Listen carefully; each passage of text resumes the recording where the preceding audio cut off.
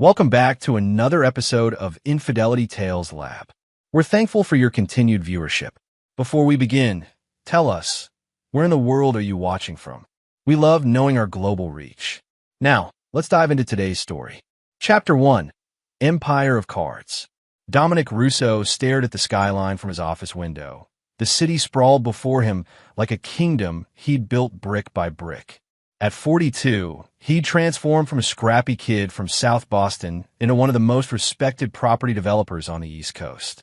His reflection in the glass told the story. Tailored suit hiding the scars of his past. Cold blue eyes concealing calculations always running beneath the surface. The intercom buzzed. "Mr. Russo, your wife is on line 1. Dominic's jaw tightened. 6 years of marriage to Vanessa Montgomery Russo. And lately, every conversation felt like navigating a minefield.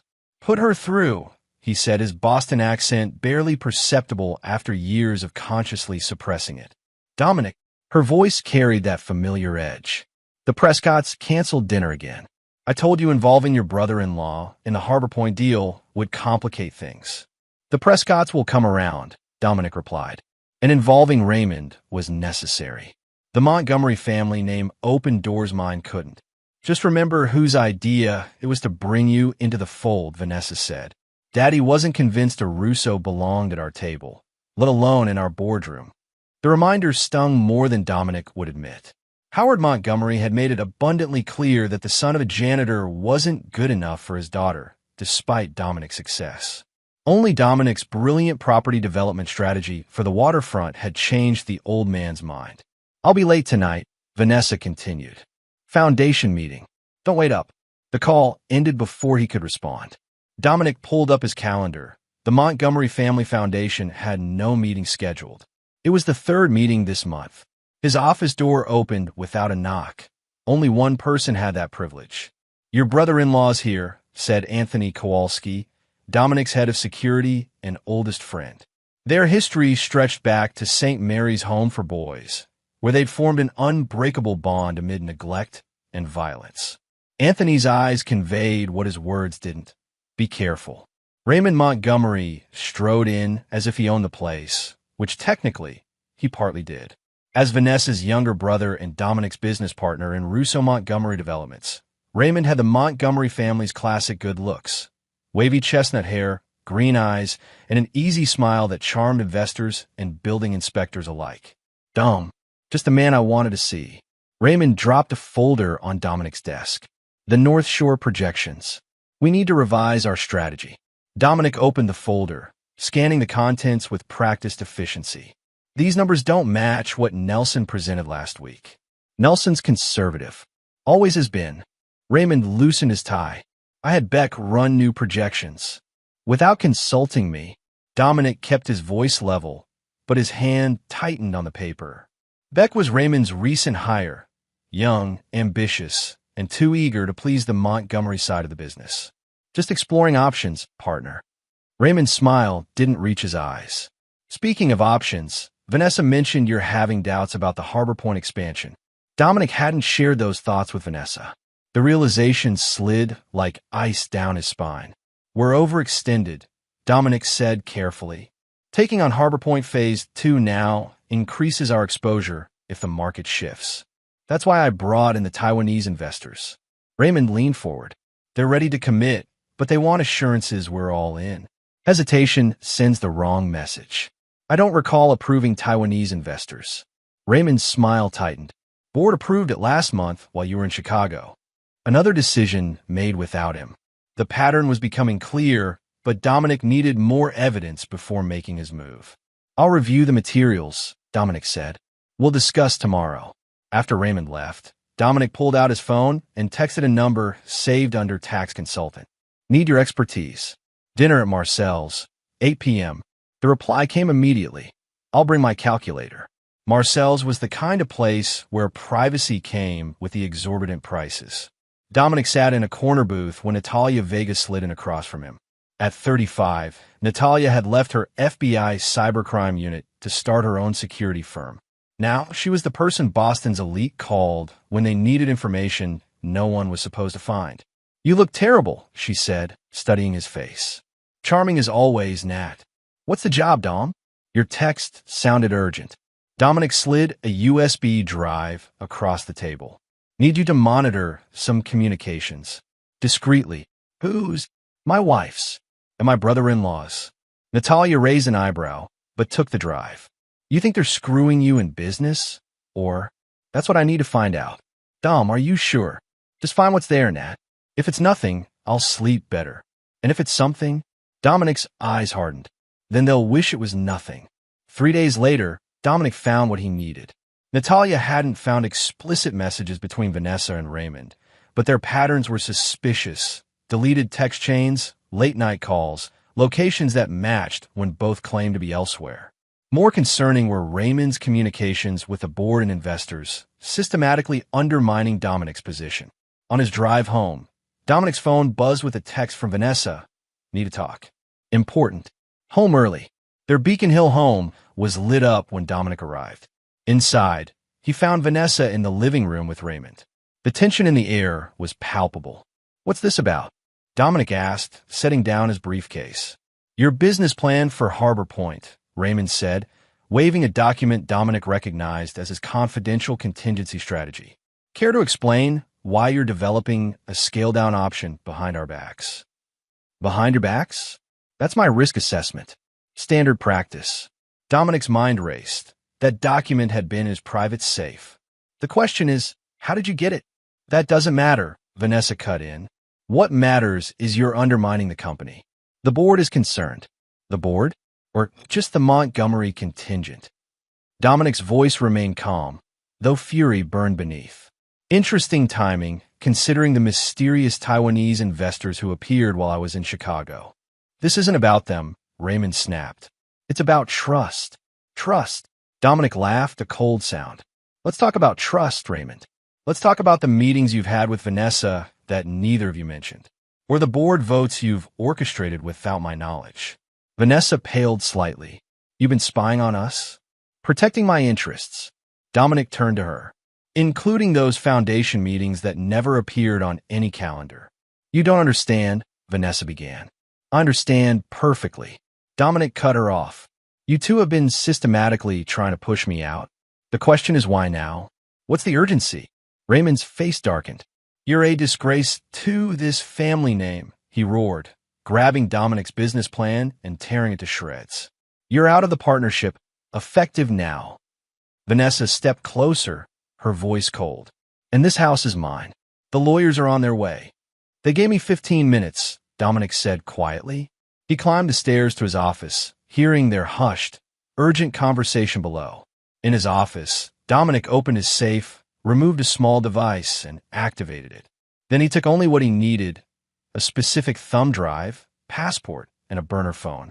The rest could be replaced. As he stepped onto the porch, he heard it. Raymond and Vanessa's phones erupting with notifications. Dozens, then hundreds of frantic alerts, messages and calls flooding in simultaneously because his contingency plan had just gone into effect. He smiled for the first time that day. Chapter 2. Blood and Mortar. Dominic Russo learned about power at age 11 when 3 older boys cornered him behind St. Mary's Home for Boys.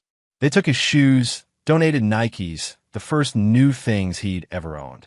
That night, he waited until they slept, took back his shoes, and cut the laces into pieces. You didn't get revenge, young Anthony Kowalski had observed. They'll just beat you worse. I didn't want revenge, Dominic had replied. I wanted them to know I'm not afraid. 29 years later, Dominic sat in Anthony's spare bedroom, that same principle guiding his actions. He wasn't afraid of the Montgomerys. He was preparing to destroy them. They're panicking, Anthony said, showing Dominic his laptop screen. Whatever you did, it worked.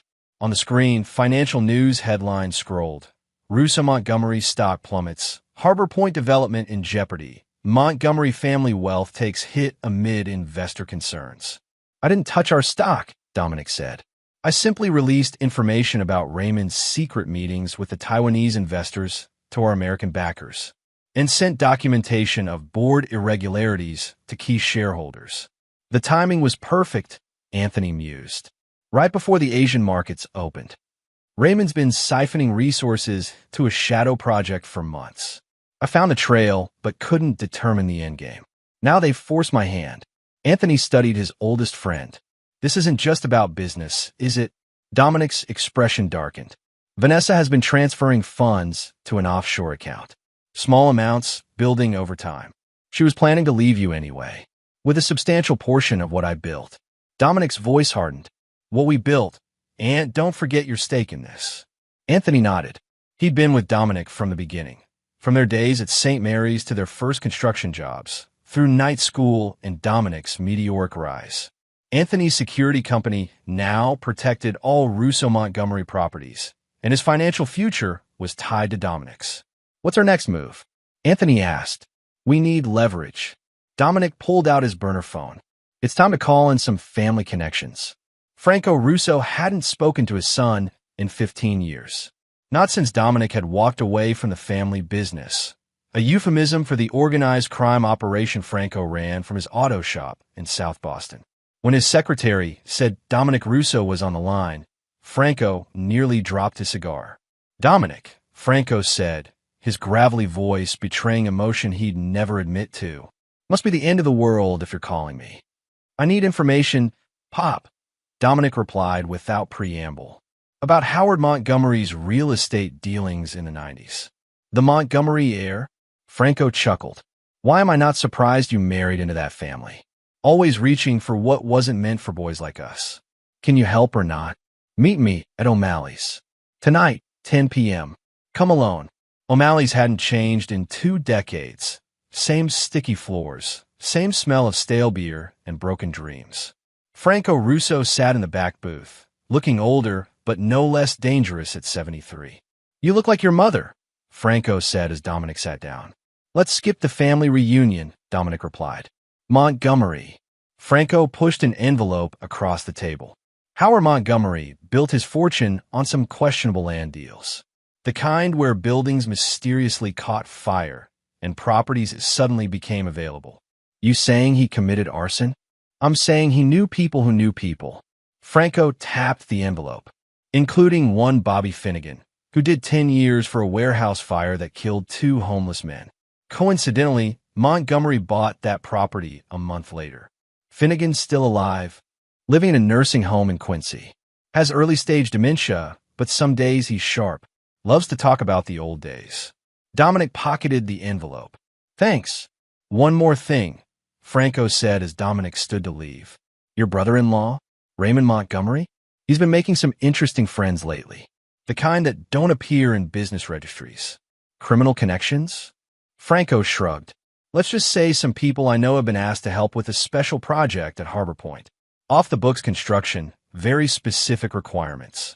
Dominic's mind raced with possibilities. What kind of requirements?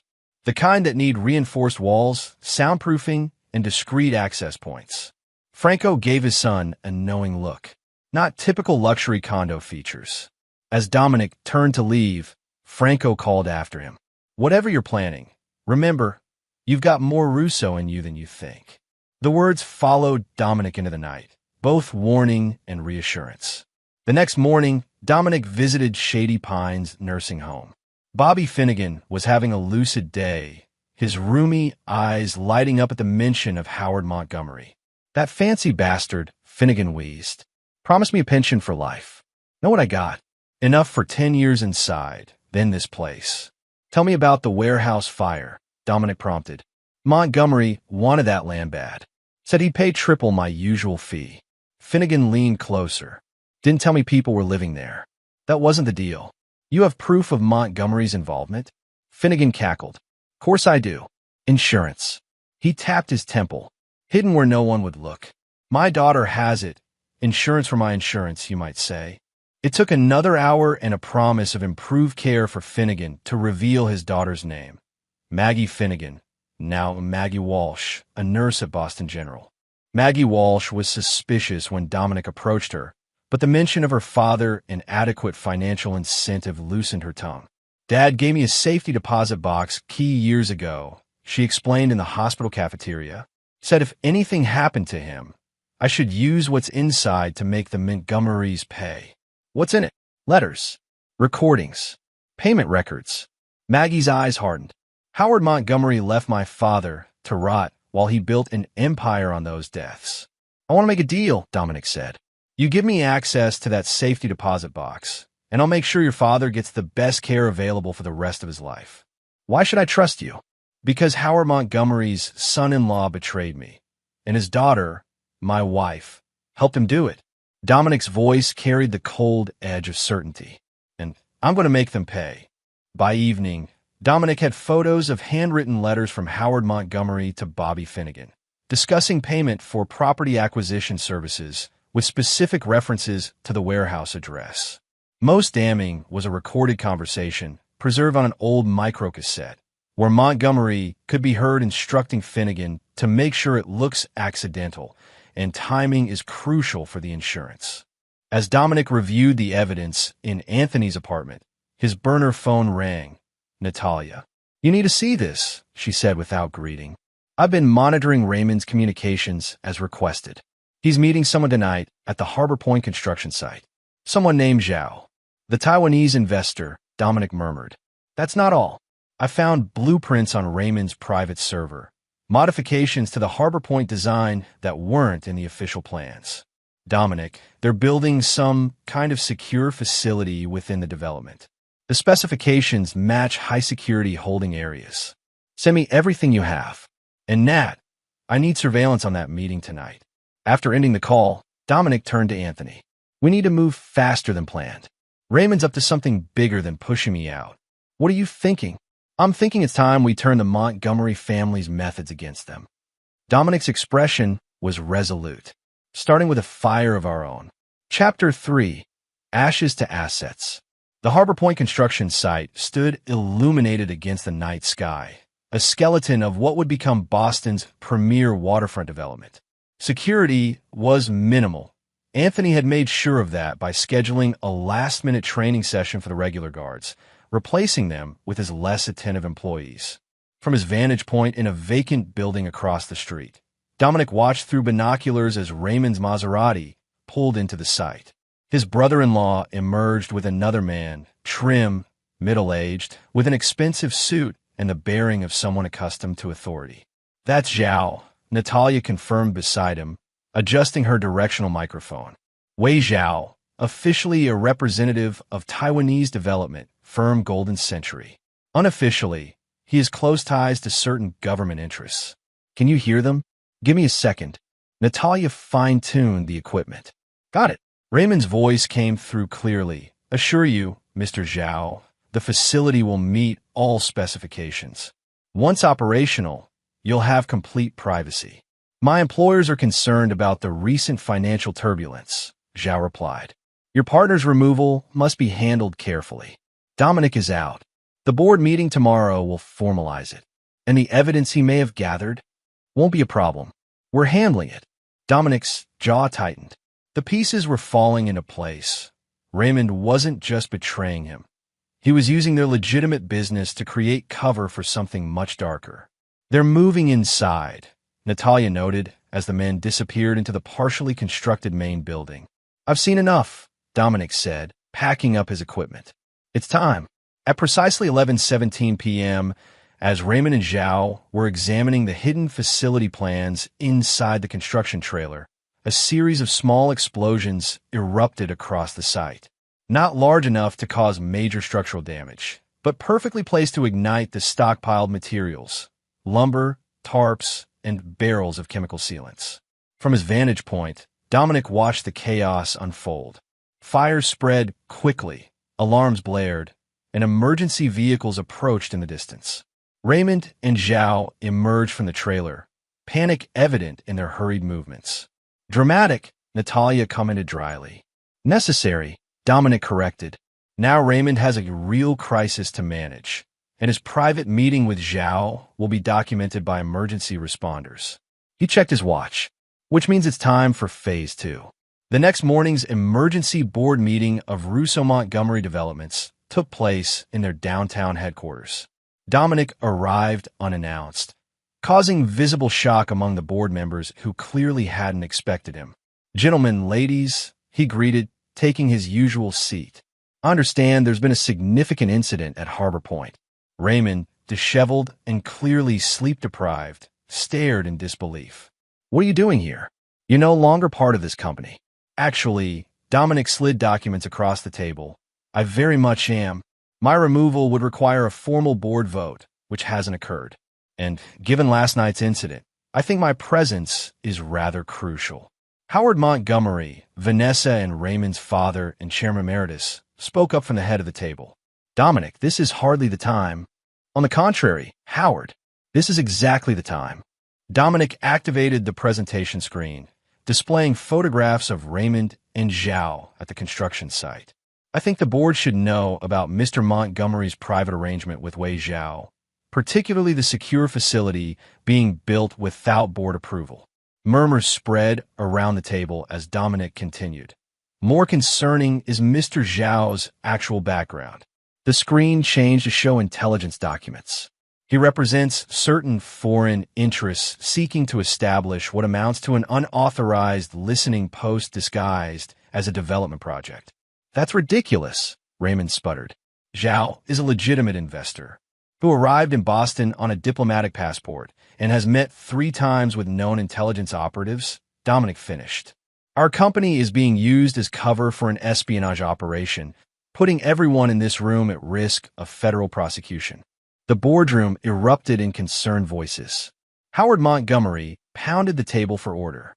These are serious allegations, Dominic. Do you have proof? I've already provided it to the appropriate authorities, Dominic replied calmly. They're quite interested in last night's meeting, which occurred just before the fire. Raymond's face drained of color. You started the fire? I reported suspicious activity at a construction site where I'm still legally a partner, Dominic corrected. The investigation will determine the cause. Perhaps it was electrical, or maybe it was related to the unauthorized construction modifications you ordered. Howard Montgomery studied his son-in-law with new assessment. What do you want, Dominic? Simple. Raymond's immediate resignation and full control of Harbor Point transferred to me.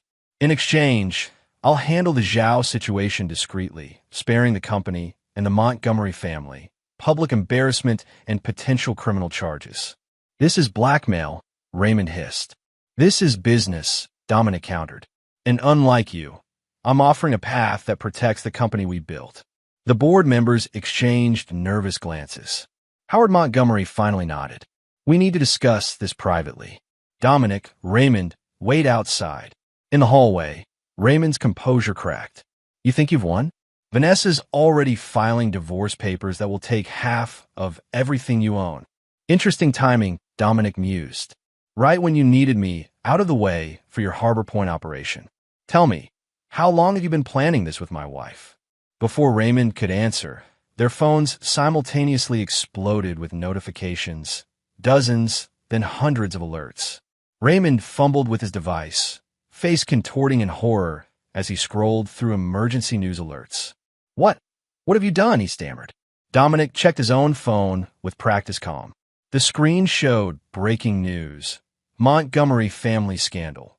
Decades-old arson evidence emerges, alongside images of Howard Montgomery's incriminating letters to Bobby Finnegan. Insurance, Dominic said simply. I learned from the best. Raymond lunged forward, grabbing Dominic's lapels. You destroy my father, I'll destroy you. Security guards appeared immediately, Anthony among them. Problem here, Mr. Russo? He asked pointedly. No problem. Dominic straightened his jacket as Raymond was pulled away. Mr. Montgomery was just leaving permanently. The boardroom door opened. Howard Montgomery, standing ashen-faced in the doorway, phone in hand.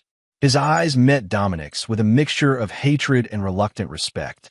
You've made your point, the older man said quietly. The board has voted to accept your terms. Dominic nodded once. Wise decision. I'll have my lawyers draw up the paperwork.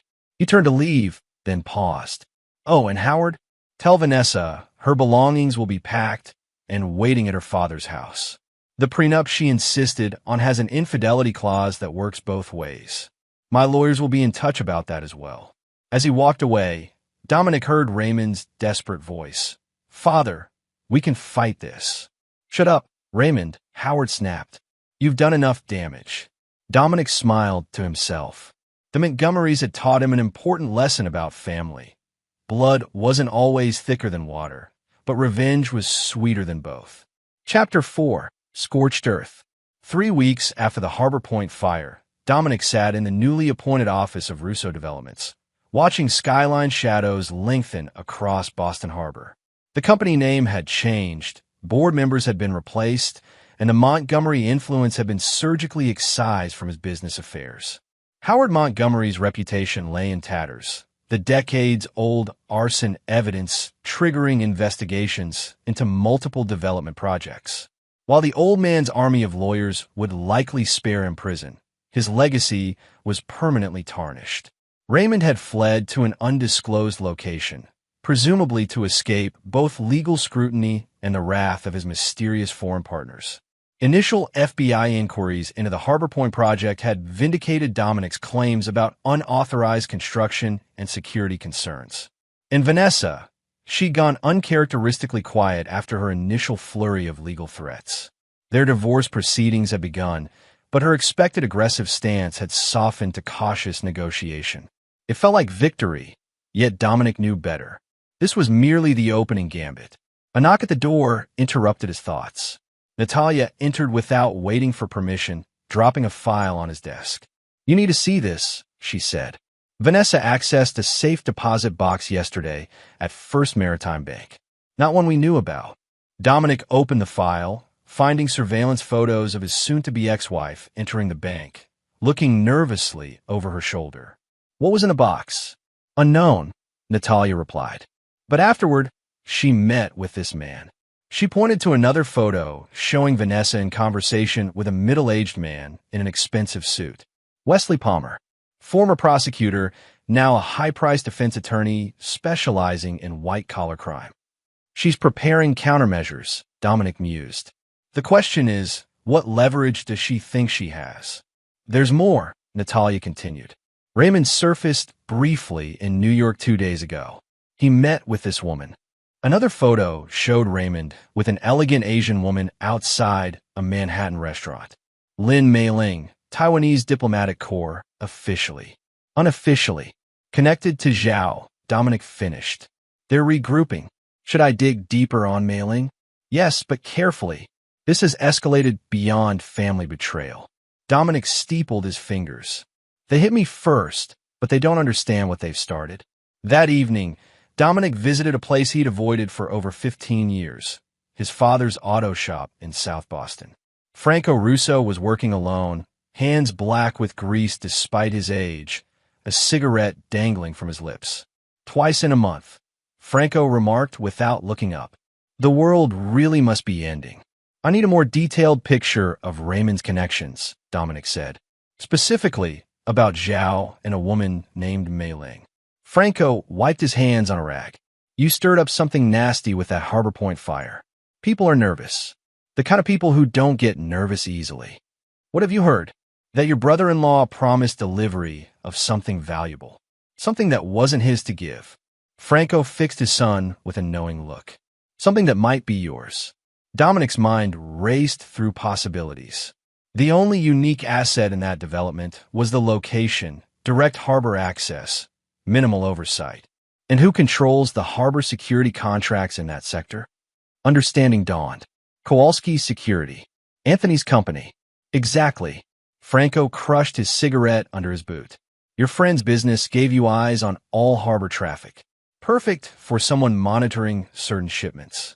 Someone like federal authorities, who I hear have been particularly interested in your friend's security feeds lately." The implications were staggering. For years, Dominic had allowed Anthony to use their property's strategic locations to assist occasional federal investigations, an arrangement that kept both businesses clean and provided useful connections. Raymond must have discovered this partnership and offered to neutralize it. "Raymond was selling access," Dominic said slowly, "promising to remove me and gain control of the security infrastructure. And now his foreign friends are unhappy about their investment," Franco confirmed. "Unhappy enough to start looking for alternatives, including your ex-wife, who's been making some interesting calls to former associates of mine." Vanessa is connecting with criminals? She's exploring options, Franco corrected. People who specialize in permanent solutions to complicated problems. Dominic absorbed this with cold calculation. Thanks for the warning. It's not a warning, it's a suggestion. Franco's eyes, so similar to Dominic's own, hardened. Finish this before it finishes you. The following morning, Dominic received an unexpected visitor at his penthouse apartment. Detective Lisa Martinez from Boston PD's Financial Crimes Unit. Mr. Russo, she began after declining coffee, I'm investigating some irregularities surrounding Russo Montgomery developments, specifically regarding the Harbor Point project. Former Russo Montgomery, Dominic corrected smoothly. Now simply Russo Developments. And all my financial records are available to the proper authorities with appropriate warrants. Actually, I'm here about your ex-partner, Raymond Montgomery. He's made some serious allegations about financial manipulation and evidence tampering. Dominic's expression revealed nothing. Raymond is facing his own legal problems. Deflection is a common tactic. Perhaps. Martinez studied him carefully. But his sister, your wife, has provided some concerning documentation. Bank transfers, deleted communications supposedly recovered, meetings with known criminal elements. Detective, my divorce proceedings are ongoing. Vanessa has financial motivation to paint me in a negative light. That's what I figured, Martinez nodded. Which is why I wanted to hear your side before proceeding further. Something in her tone caught Dominic's attention. She wasn't hostile. If anything, she seemed to be offering an opening. Detective, off the record, what's really going on here? Martinez glanced at her partner, who stepped outside the apartment. Officially, I'm investigating potential financial crimes. Unofficially, there are some inconsistencies in the Montgomery sibling stories that concern me. Such as Raymond claiming to be blindsided by your accusations, when his calendar shows meetings with Wei Zhao dating back 6 months. Or Vanessa claiming financial ignorance while maintaining offshore accounts you apparently knew nothing about. Dominic considered his options carefully. Why tell me this? Because I investigated Howard Montgomery years ago when I was a rookie, the warehouse fire case. I knew Bobby Finnegan was covering for someone, but couldn't prove it. Martinez's eyes flashed with old determination. I don't like unfinished business. What do you need from me? Transparency, and a better understanding of what Raymond was really doing at Harbor Point. Dominic made his decision. I think it's time you met a friend of mine. Anthony Kowalski has some security footage you might find interesting. By nightfall, the chess pieces had moved significantly. Detective Martinez received access to Anthony's harbor security feeds, revealing numerous unauthorized meetings between Raymond, Zhao, and various unidentified figures of the Harbor Point site. More damning were recorded conversations Anthony had coincidentally captured, discussing shipment arrangements and customs blind spots. Meanwhile, Dominic had Natalia implementing a specialized cybersecurity protocol across all his business interests, one designed to track access attempts. Within hours, it detected sophisticated intrusion efforts originating from addresses linked to both Raymond's New York hotel and, surprisingly, Howard Montgomery's home network. They're looking for something specific, Natalia reported, targeting your personal financial records and communications with federal authorities. Let them find what we want them to find, Dominic instructed. The modified security logs showing Anthony's harbor monitoring system was a private initiative, not a government partnership. And if they dig deeper, they won't have time, Dominic replied. Because tomorrow, we escalate. That night, as Dominic reviewed his strategy, his secure phone rang, Anthony with urgent news. We've got trouble, his old friend said without preamble. Vanessa was spotted meeting with Marco Benetti. Dominic froze. Benetti was a name from his father's world, a professional who solved permanent problems for significant sums. When, 20 minutes ago, one of Franco's guys recognized her. Dom, she paid him. A lot from the looks of it. Understood. Implement Protocol Black. No one in or out of any property without triple verification. After ending the call, Dominic opened his safe and removed the gun he'd hoped never to use again, a reminder of the life he'd left behind. The weight of it felt familiar in his hand, despite the years. His phone chimed with a text from an unknown number, Harbor Warehouse. Midnight. Come alone if you want to end this cleanly. Dominic smiled grimly. They were making their move, which meant it was time for his counterattack. He texted Anthony, accelerate the timetable. Executed, Dawn. The real war was about to begin. Chapter 5, Blood Ties. The Harbor Warehouse loomed dark and silent, a relic from Boston's industrial past, now scheduled for demolition as part of Dominic's redevelopment plan. Its cavernous interior created ghostly echoes as he moved cautiously through the shadows, gun held low at his side. He wasn't alone, of course. Despite the message's instruction, Dominic had positioned Anthony and two trusted men at strategic points outside. Detective Martinez, now convinced of the Montgomery's criminal connections, had agreed to stay on standby with a tactical team, needing only Dominic's signal to move in. I know you're not alone, called a familiar voice, echoing through the empty space. You never did follow directions well. Vanessa stepped into the dim light, filtering through broken windows. She wore black, her normally perfect hair pulled back severely, making her look harder than Dominic remembered. Bringing an assassin to a meeting seems hypocritical, Dominic replied, scanning the darkness. Where's Benetti? Insurance, nothing more. He's not here. Vanessa moved closer, stopping 15 feet away. This doesn't have to end badly, Dominic. It already has. You chose your side, and you chose yours long ago. Something in her voice had changed, a bitterness that hadn't been there before. The mighty Dominic Russo, so focused on building his empire, he never noticed what was happening in his own home. Enlighten me. Did you ever wonder why my father finally accepted you?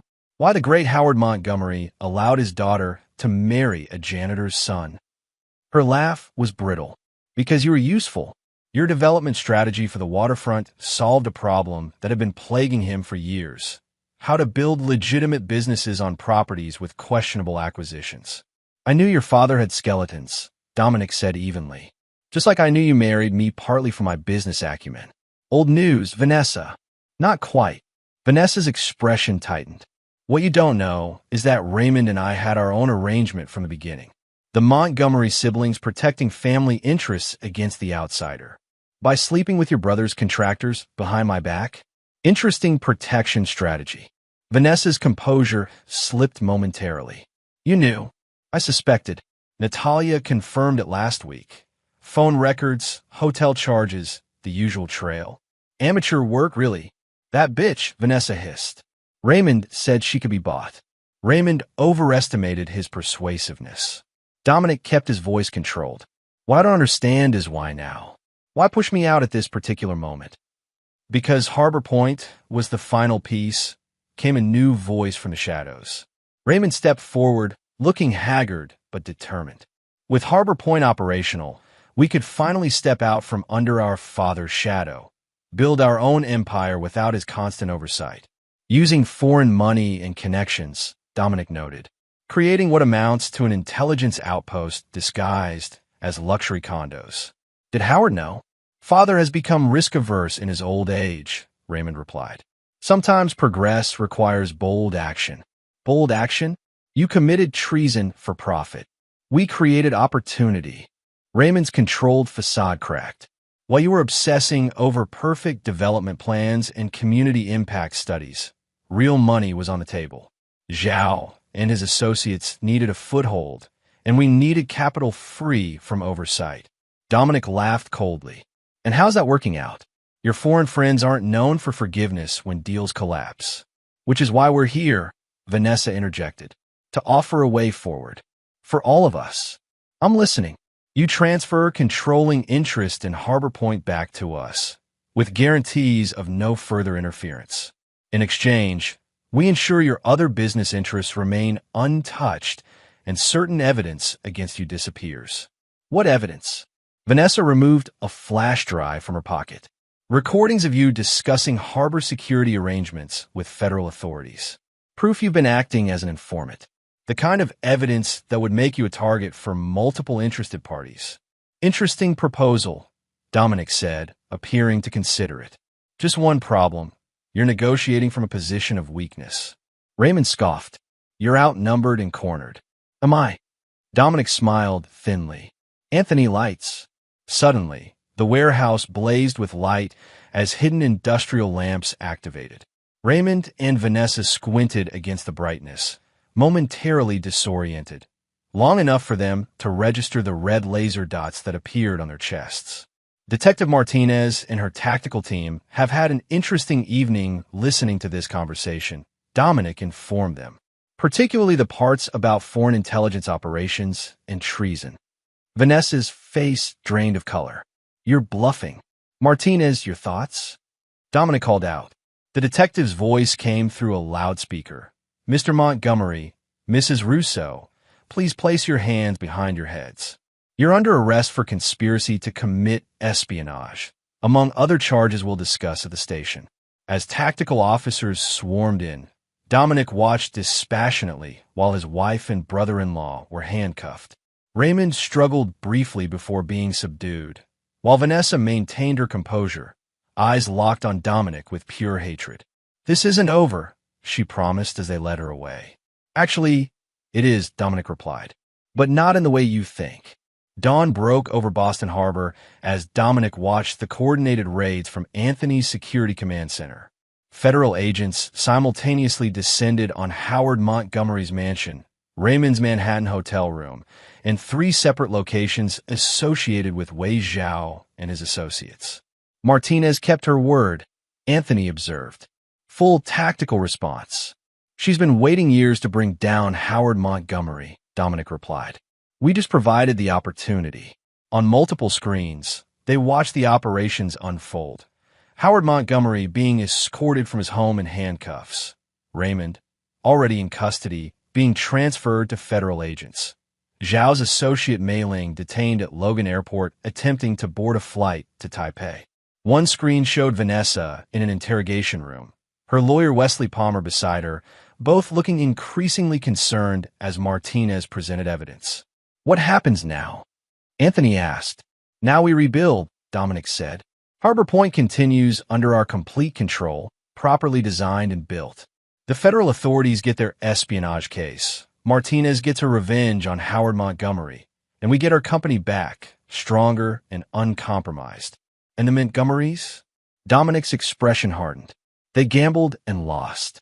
Howard will likely negotiate a deal to avoid prison at his age, but his reputation and fortune are destroyed. Raymond faces serious federal charges with evidence too substantial to overcome. And Vanessa, he paused, a flicker of emotion crossing his face before disappearing. Vanessa made her choice. Anthony studied his oldest friend closely. You loved her once. I loved who I thought she was, Dominic corrected. But that person never existed. His phone buzzed with a message from Natalia. Final phase complete. All accounts secured.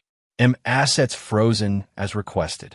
With a satisfied nod, Dominic sent a single-word reply. Proceed. The Montgomery dynasty had ruled Boston's elite circles for generations. By sunset, it would exist only in memory. Chapter 6. House of Cards. Howard Montgomery's voice rasped with fury, echoing through the Federal Detention Center's visitation room. You betrayed your family.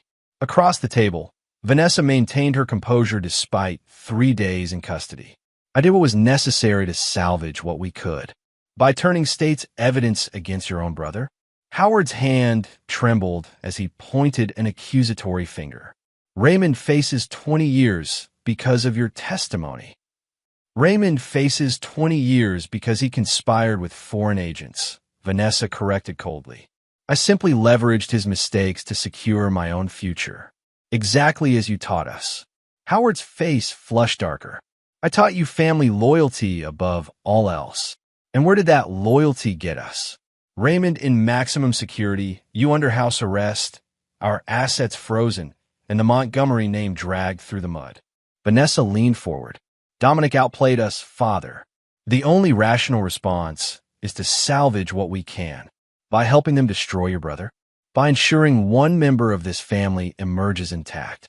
Vanessa's eyes hardened.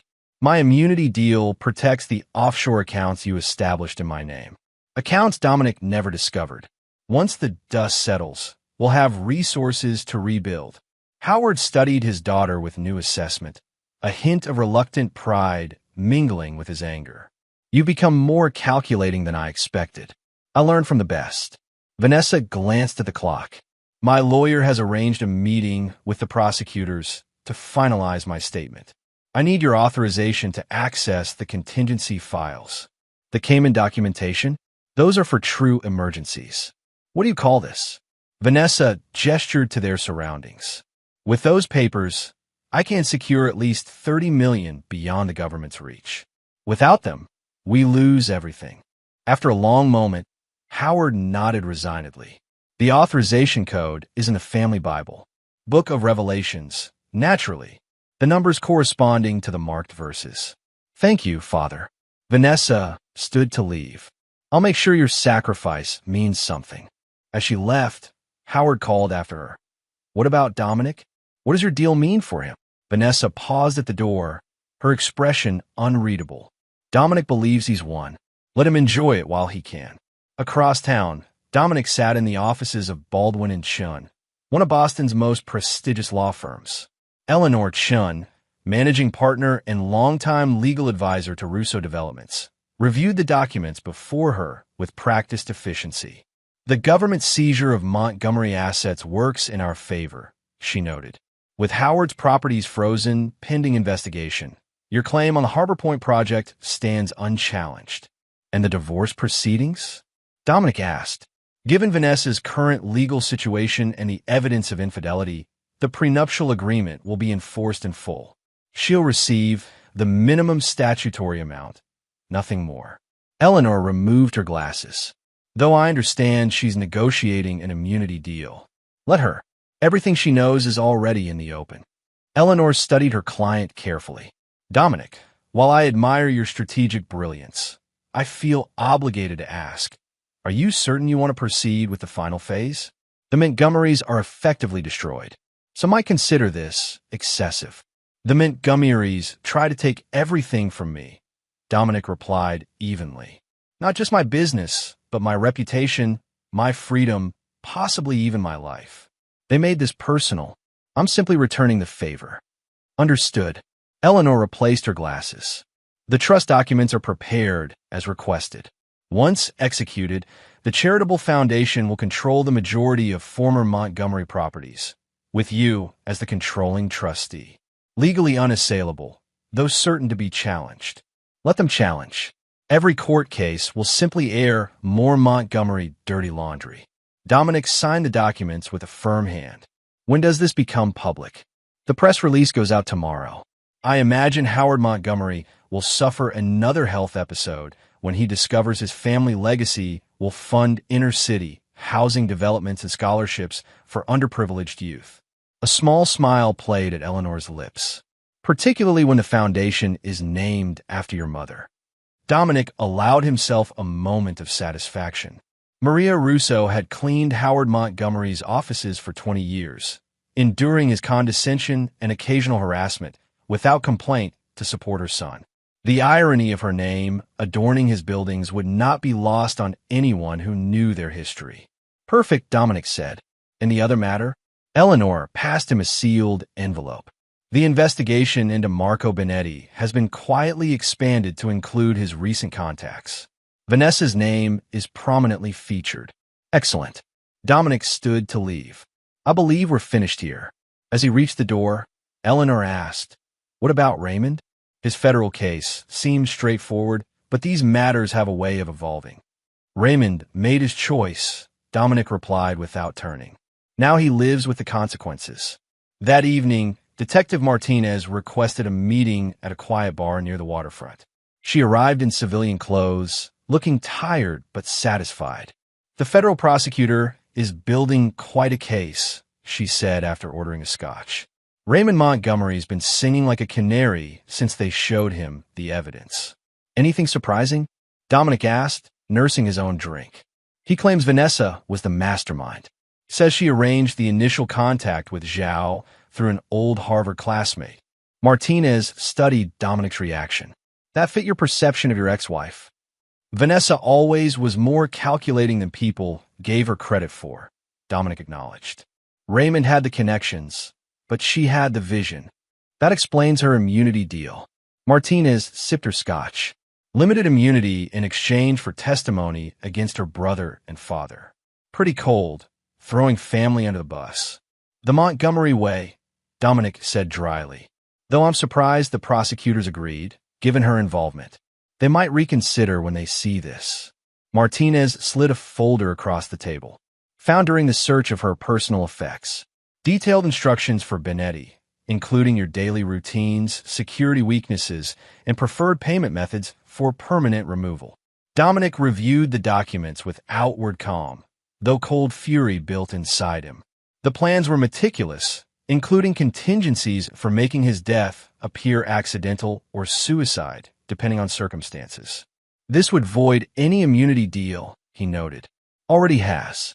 The arrest warrant was issued an hour ago. Martinez reclaimed the folder. Thought you should know. I appreciate that. Dominic finished his drink. What happens now? Now Vanessa Montgomery joins her family in disgrace. Martinez stood to leave. Though between us, I'm curious what you planned for her before this evidence emerged. I know you well enough to recognize you had something in motion. Dominic smiled thinly. Nothing she didn't earn. After Martinez departed, Dominic remained at the bar, contemplating how quickly fortunes could change. 3 months ago, he'd been at the pinnacle of success with a thriving business and what he'd thought was a strategic marriage. Now he sat alone, having systematically destroyed those who betrayed him. His phone buzzed with a text from Anthony. V taken into custody at lawyer's office. Scene described as dramatic. Another message followed from Natalia. All systems purged as requested. No digital footprint remains. Dominic ordered another drink. The end game was approaching, but one piece remained in play, the most dangerous one. Marco Benetti was a survivor. 30 years in his profession had taught him to recognize when a situation had deteriorated beyond salvation. The Montgomery operation had clearly reached that point. He methodically packed his sparse apartment, preparing to disappear as he'd done many times before. New identity documents, offshore accounts, transportation arrangements, all standard procedure when clients became liabilities. The soft click of his front door latch freezing his movements. Benetti reached for the gun concealed under his packing materials, turning smoothly to face the intruder.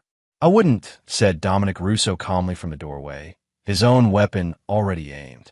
Professional courtesy suggests we talk first. Russo, Benetti's weathered face betrayed no emotion.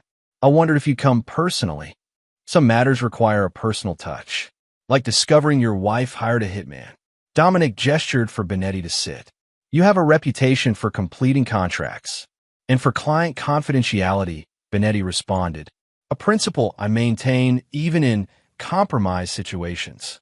Admirable. Unnecessary in this case, as the authorities already have Vanessa's detailed instructions for my elimination.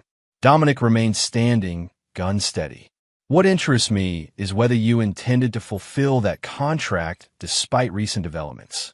Benetti considered his response carefully. I provide services based on professional assessment. The current circumstances made the contract inadvisable to pursue. Smart decision. Dominic placed a thick envelope on the table.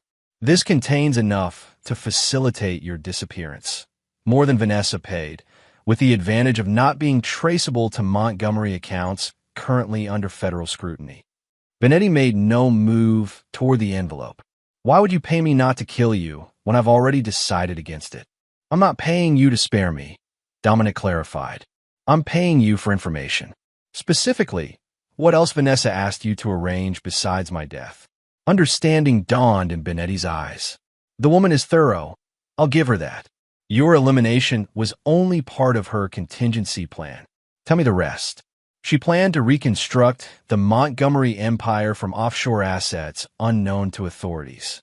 Had detailed knowledge of accounts even her father thought were secret. Benetti allowed himself a small smile. She also had insurance against betrayal by her brother or father. Evidence implicating them in activities beyond what the authorities currently know. Where is this evidence? Multiple locations. One said in a safe deposit box, another with her lawyer. The most damaging. Benetti hesitated. Finish your thought. Dominic prompted, gun unwavering. The most damaging evidence is in a storage facility registered to her maternal grandmother's maiden name. Unit contains documents dating back decades. Your father-in-law's entire criminal history, systematically compiled by Vanessa over years. Why would she document her own family's crimes? The woman repeatedly told me, knowledge is leverage. She was preparing for this possibility long before you realized there was a problem. Benetti nodded toward the envelope. That's worth considerably more than what you're offering. Perhaps.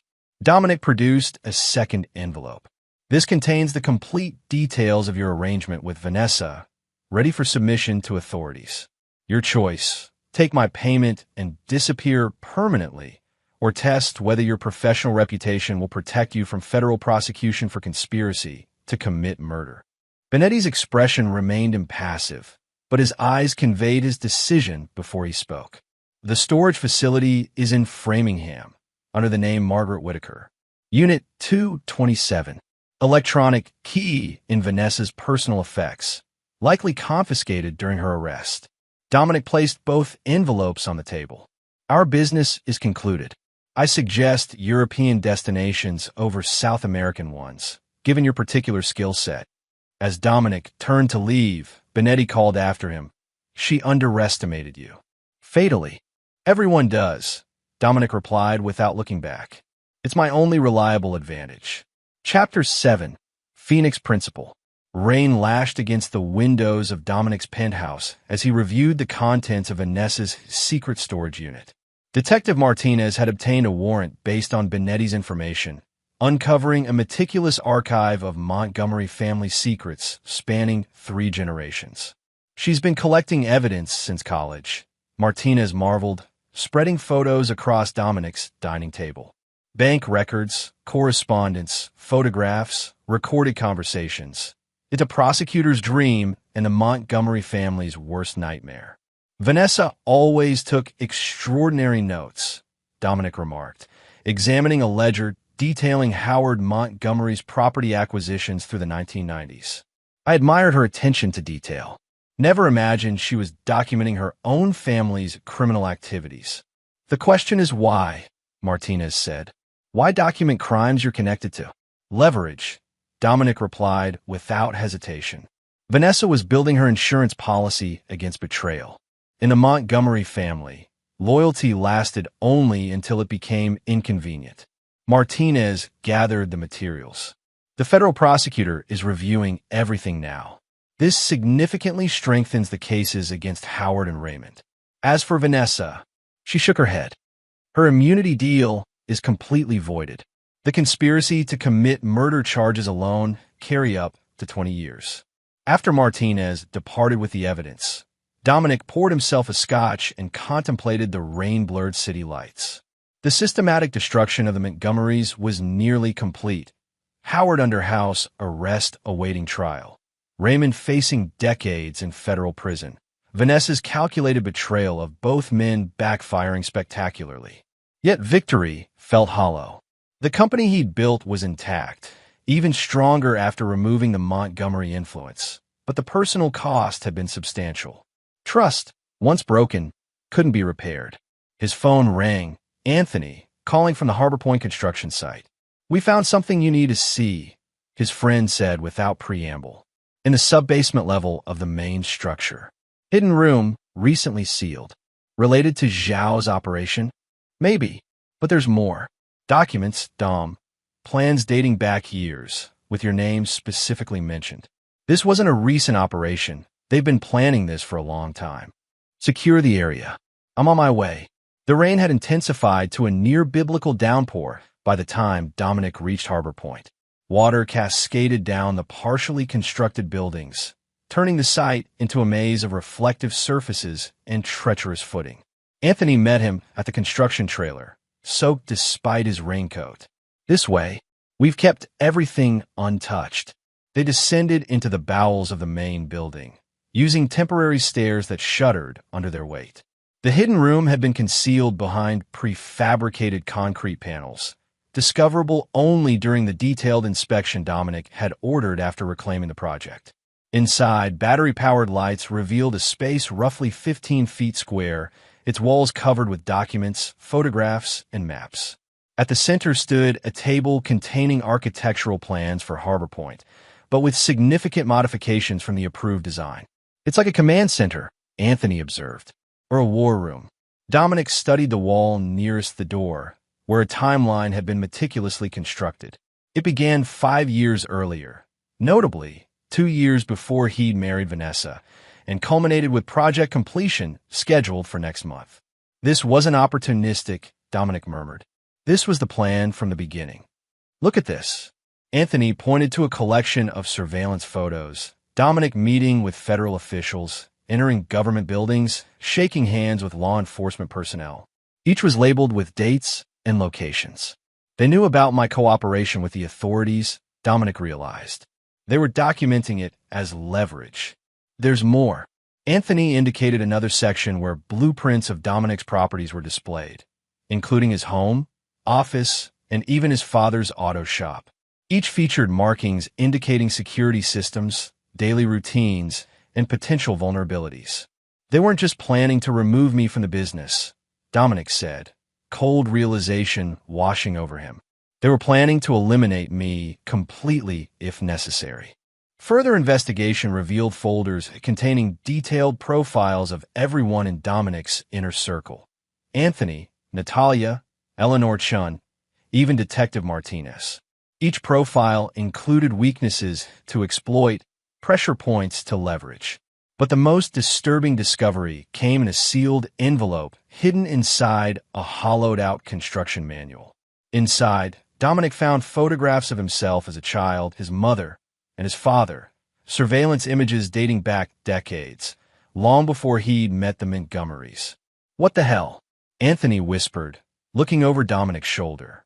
At the bottom of the envelope lay a single document, a birth certificate, Dominic's birth certificate, but with information that contradicted everything he knew. His father was listed not as Franco Russo, but as Howard Montgomery. "This has to be fake," Anthony insisted.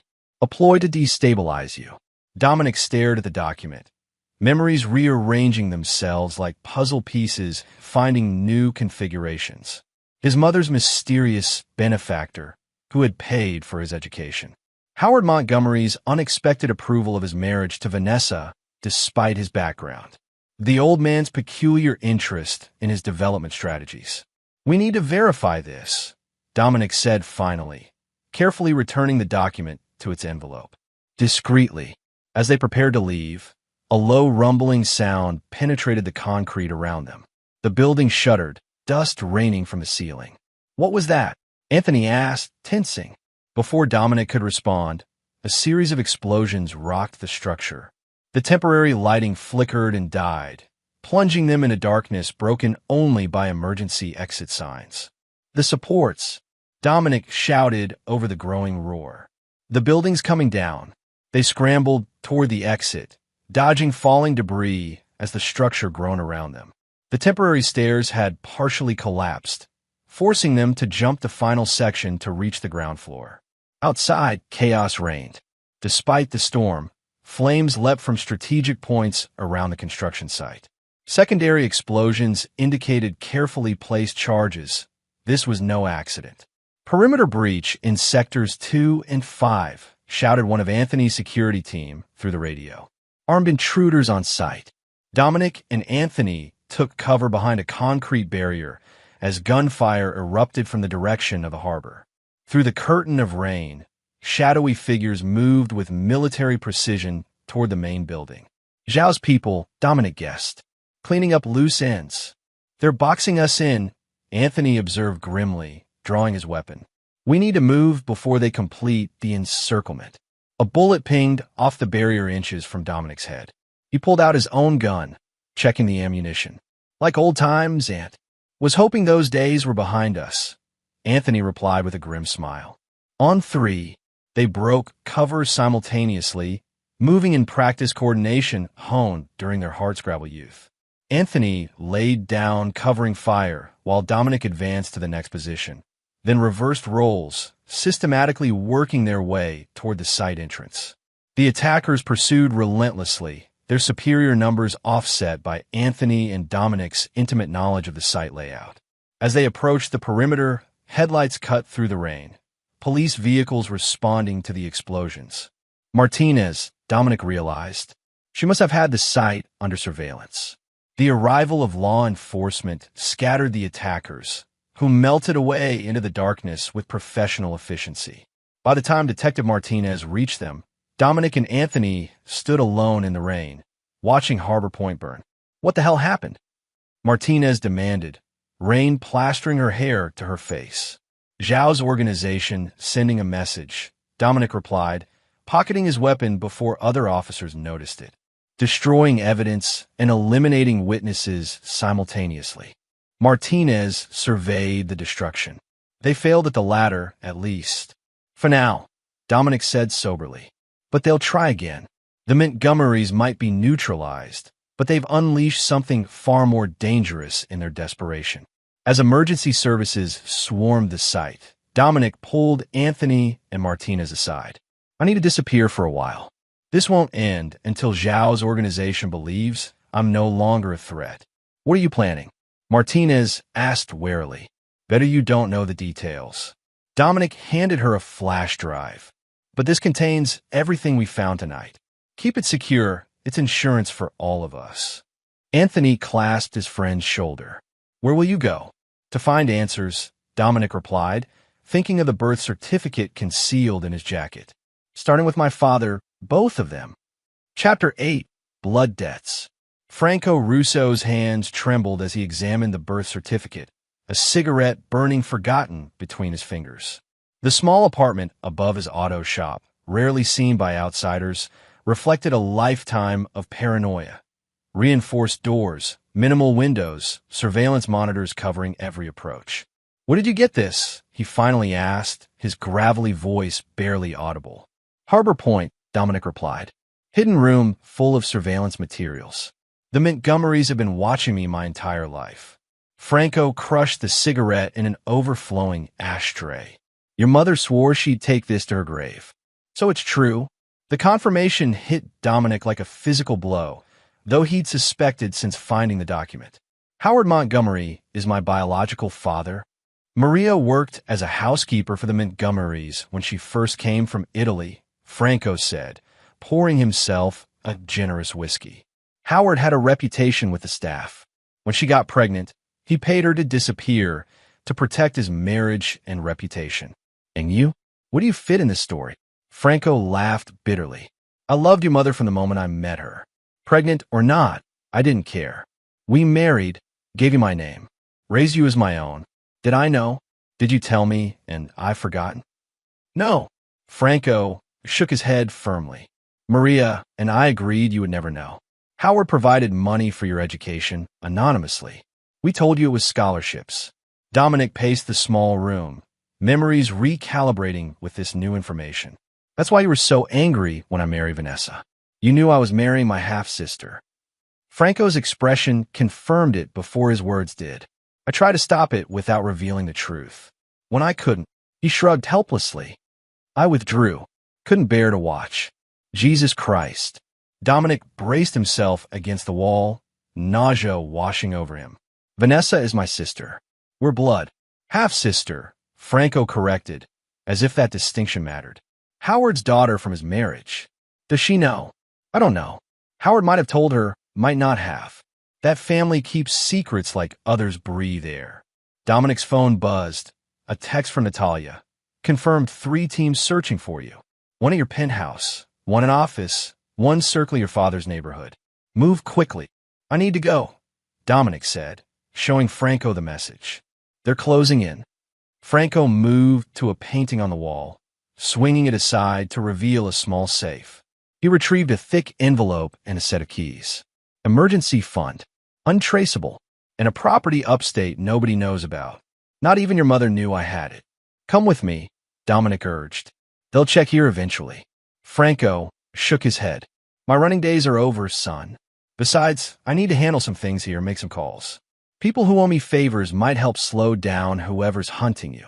As Dominic prepared to leave, Franco embraced him fiercely. You are my son, he said, voice rough with emotion. Biology be damned. Never forget that. The cabin Franco had directed him to sat 20 miles from the nearest town, accessible only by a dirt road that became treacherous in bad weather. Simple, but solid, it offered the isolation Dominic needed to process revelations that had shattered his understanding of his own life. He'd been there 3 days when Natalia arrived, having taken elaborate precautions to ensure she wasn't followed. Your father's been arrested, she said without preamble, dropping her bag by the door. Federal agents took him in for questioning about his connections to the Zheng crime family. The Zheng family? What the hell does my father have to do with Chinese organized crime? Nothing directly, Natalia explained. But Zhao isn't just a businessman or government agent.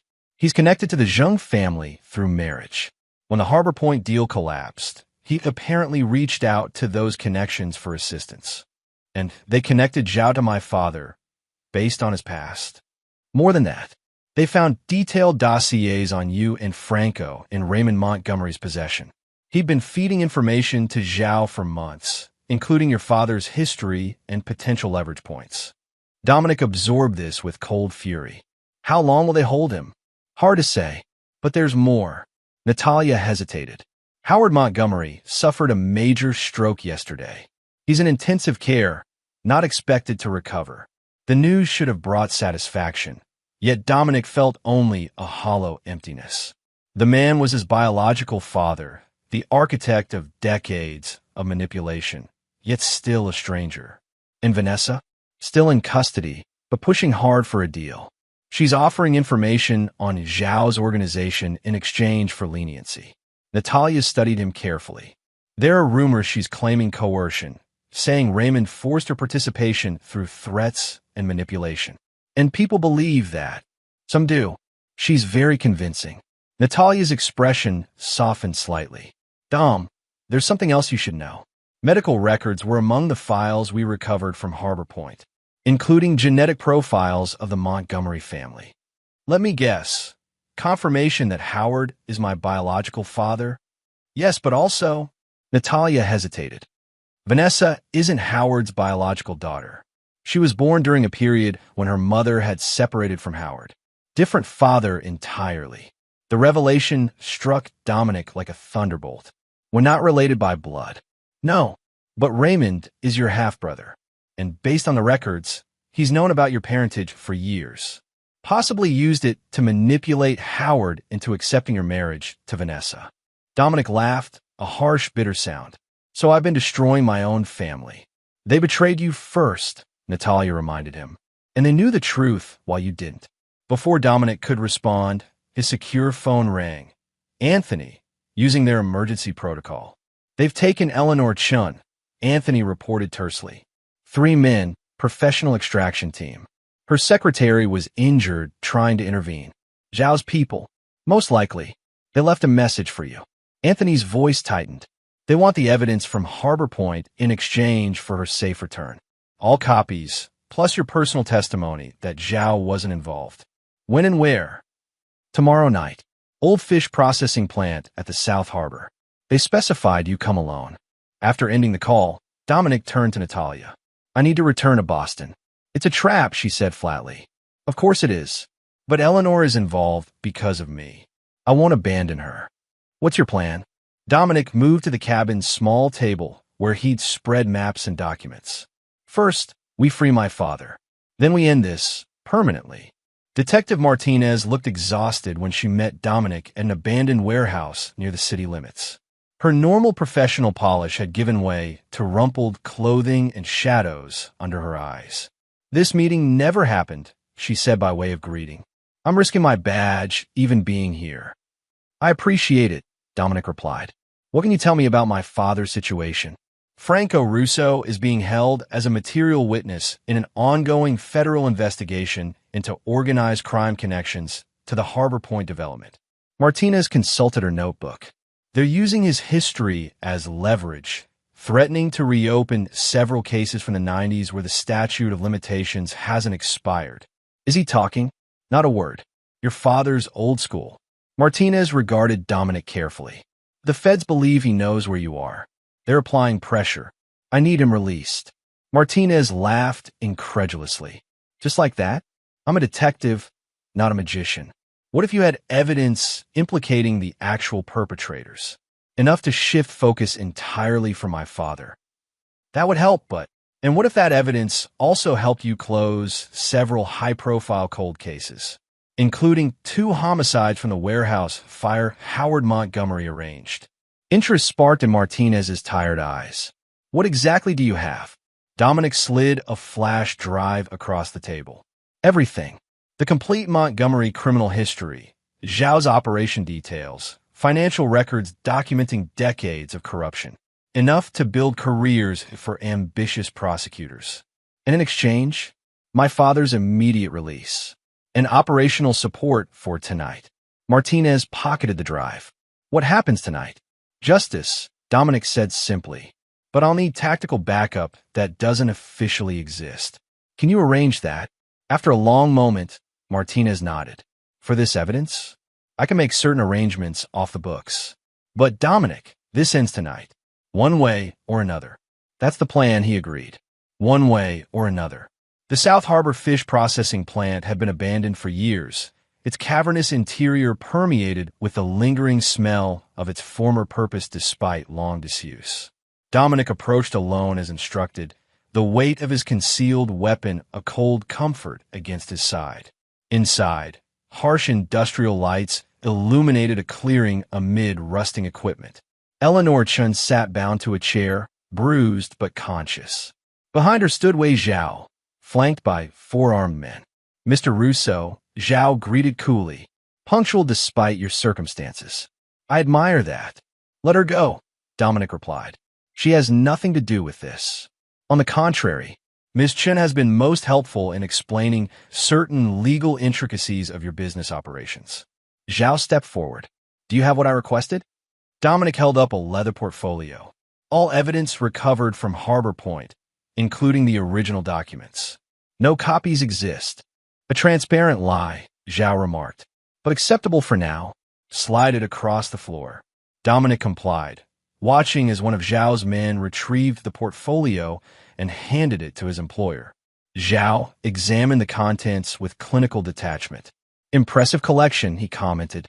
Raymond Montgomery was more thorough than I gave him credit for. Raymond was a tool, Dominic said. Just like you were. Zhao looked up sharply. Explain yourself.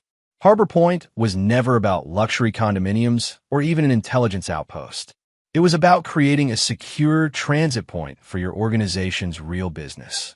Dominic gestured to their surroundings. Much like this facility was in its prime, the perfect cover for moving certain valuable commodities through busy ports. You seem well informed for someone who was blindsided by his own family. I adapt quickly, Dominic replied, and I recognize when I'm not seeing the full picture. The Montgomerys didn't approach you. Your organization approached them. Probably years ago, looking for influential partners with flexible ethics. Zhao's slight smile confirmed the assessment. And now I'm offering a better partnership. Dominic met the other man's gaze steadily. The Montgomerys are finished. I control their assets, their connections, their influence, without their liabilities. An interesting proposal. Unfortunately, you've become a significant liability yourself. Zhao nodded to his men, who raised their weapons. Your elimination simplifies matters considerably.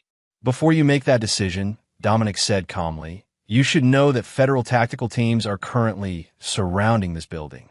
On my signal, or if anything happens to me, they move in. You're bluffing. Martinez, Dominic called out.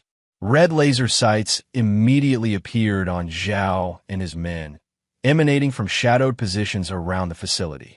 Detective Martinez emerged from the darkness, accompanied by heavily armed officers in tactical gear. Federal agents. Drop your weapons. Zhao's men hesitated, looking to their employer for direction. With remarkable composure, Zhao slowly raised his hands. It seems negotiations have shifted, he observed. Though, I wonder what your law enforcement friends would think of your proposal to continue our arrangement. They heard exactly what I wanted them to hear, Dominic replied as Martinez's team secured the gunman. A confession to your criminal enterprise, recorded for posterity. As officers led Zhao away, Dominic moved to Eleanor, quickly freeing her restraints. Are you all right? I've been better, she said shakily. Reminded me why I prefer corporate law to criminal defense. Martinez approached as medics examined Eleanor. Your father was released 20 minutes ago. Anthony's bringing him to your penthouse, as we discussed. And Zhao, going away for a very long time, along with what remains of his network. Between the evidence you provided and his statements tonight, multiple agencies have what they need. Martinez studied him intently. You took an enormous risk. Calculated, Dominic corrected. Like everything else. What now? Back to property development as if none of this happened. Dominic gazed around the abandoned processing plant, seeing not decay, but potential. Actually, I'm considering a new project. This facility has interesting possibilities. Martinez laughed incredulously. Of course you are. Some people never change. But as Dominic surveyed the space that had nearly become his execution site, he knew that wasn't true. He had changed irrevocably. The question was whether that change would define his future or merely inform it. As emergency vehicles departed with Zhao and his men, Dominic stood alone in the cavernous space, feeling the weight of choices made and unmade. The Montgomerys were destroyed, their legacy dismantled. Zhao's organization was crippled. His enemies had been systematically eliminated. Victory should have felt sweeter. Instead, it tasted of ashes and lost possibilities, of family connections distorted by secrets and lies, of trust betrayed and innocence long abandoned. His phone rang. Anthony, calling from the penthouse. Your father's settled in. There's someone else here you might want to talk to. Who? Vanessa. She was released an hour ago on her lawyer's arrangement. Showed up here asking for you. Dominic's grip tightened on the phone. What does she want? Says she has information you need. About Howard's condition and Raymond's final play. Anthony's voice lowered. She looks rough, Dom. Whatever happened in custody wasn't gentle. I'll be there in 20 minutes. Don't let her leave. As Dominic walked toward the exit, he noted the building's excellent harbor access, its concealed loading bays, its potential for transformation. Perhaps redemption wasn't possible, but reconstruction always was. It was the principle upon which he'd built his empire, and the principle that would guide whatever came next. Chapter 9. Reclamation. Dominic's penthouse felt like a stranger's home after his absence. The sleek furnishings and carefully selected art pieces spoke of a life constructed rather than lived, a showcase for success rather than comfort. He found Vanessa on the terrace, staring out at the city lights. Her usual polished appearance had given way to something harder, more essential. The designer clothes replaced by simple jeans and sweater, her face bare of makeup, revealing shadows and strain. You look terrible, Dominic said from the doorway. She turned, a ghost of her familiar sardonic smile crossing her face. Prison will do that. Even temporary imprisonment. You got out. That's more than Raymond can say. Raymond made his choices. Vanessa's voice carried new edges, honed by betrayal and consequences. As did I. Dominic remained in the doorway, maintaining distance. Anthony said you have information. Howard's dying, she said bluntly. The stroke damaged too much brain tissue. Doctors give him days, maybe a week. And you're here because despite everything, he's my father. Or I thought he was. Her eyes fixed on Dominic with new intensity. But he's your father too, isn't he? Your biological father. You knew. Not until recently. Raymond told me after his arrest, thinking it would somehow help his case if I claimed we were victims of Howard's manipulation. Vanessa laughed bitterly. Imagine learning the man you married is your half-brother. Though apparently I'm not a Montgomery by blood, so we're not actually related. Small comfort, Dominic observed coldly. Isn't it? Vanessa challenged. Howard's dying with his legacy in ruins. Raymond faces decades in prison. I've lost everything except what my lawyers managed to hide from asset seizure. You've won completely, Dominic. Destroyed us all with your signature precision. You try to have me killed, Vanessa. After you systematically dismantled everything we built, she flared, genuine emotion cracking her composure. What happened to the man I married? The visionary who saw possibilities where others saw only obstacles. He discovered his wife and business partner were conspiring against him. Dominic replied evenly, using his business as cover for criminal operations, planning his elimination if he became problematic. It wasn't supposed to go that far, Vanessa insisted. The Harbor Point arrangements with Zhao were Raymond's initiative. I only learned the full extent of his plans after you were already investigating. And Benetti? The detailed instructions for my elimination? Was that Raymond's initiative too? Vanessa had the grace to look away.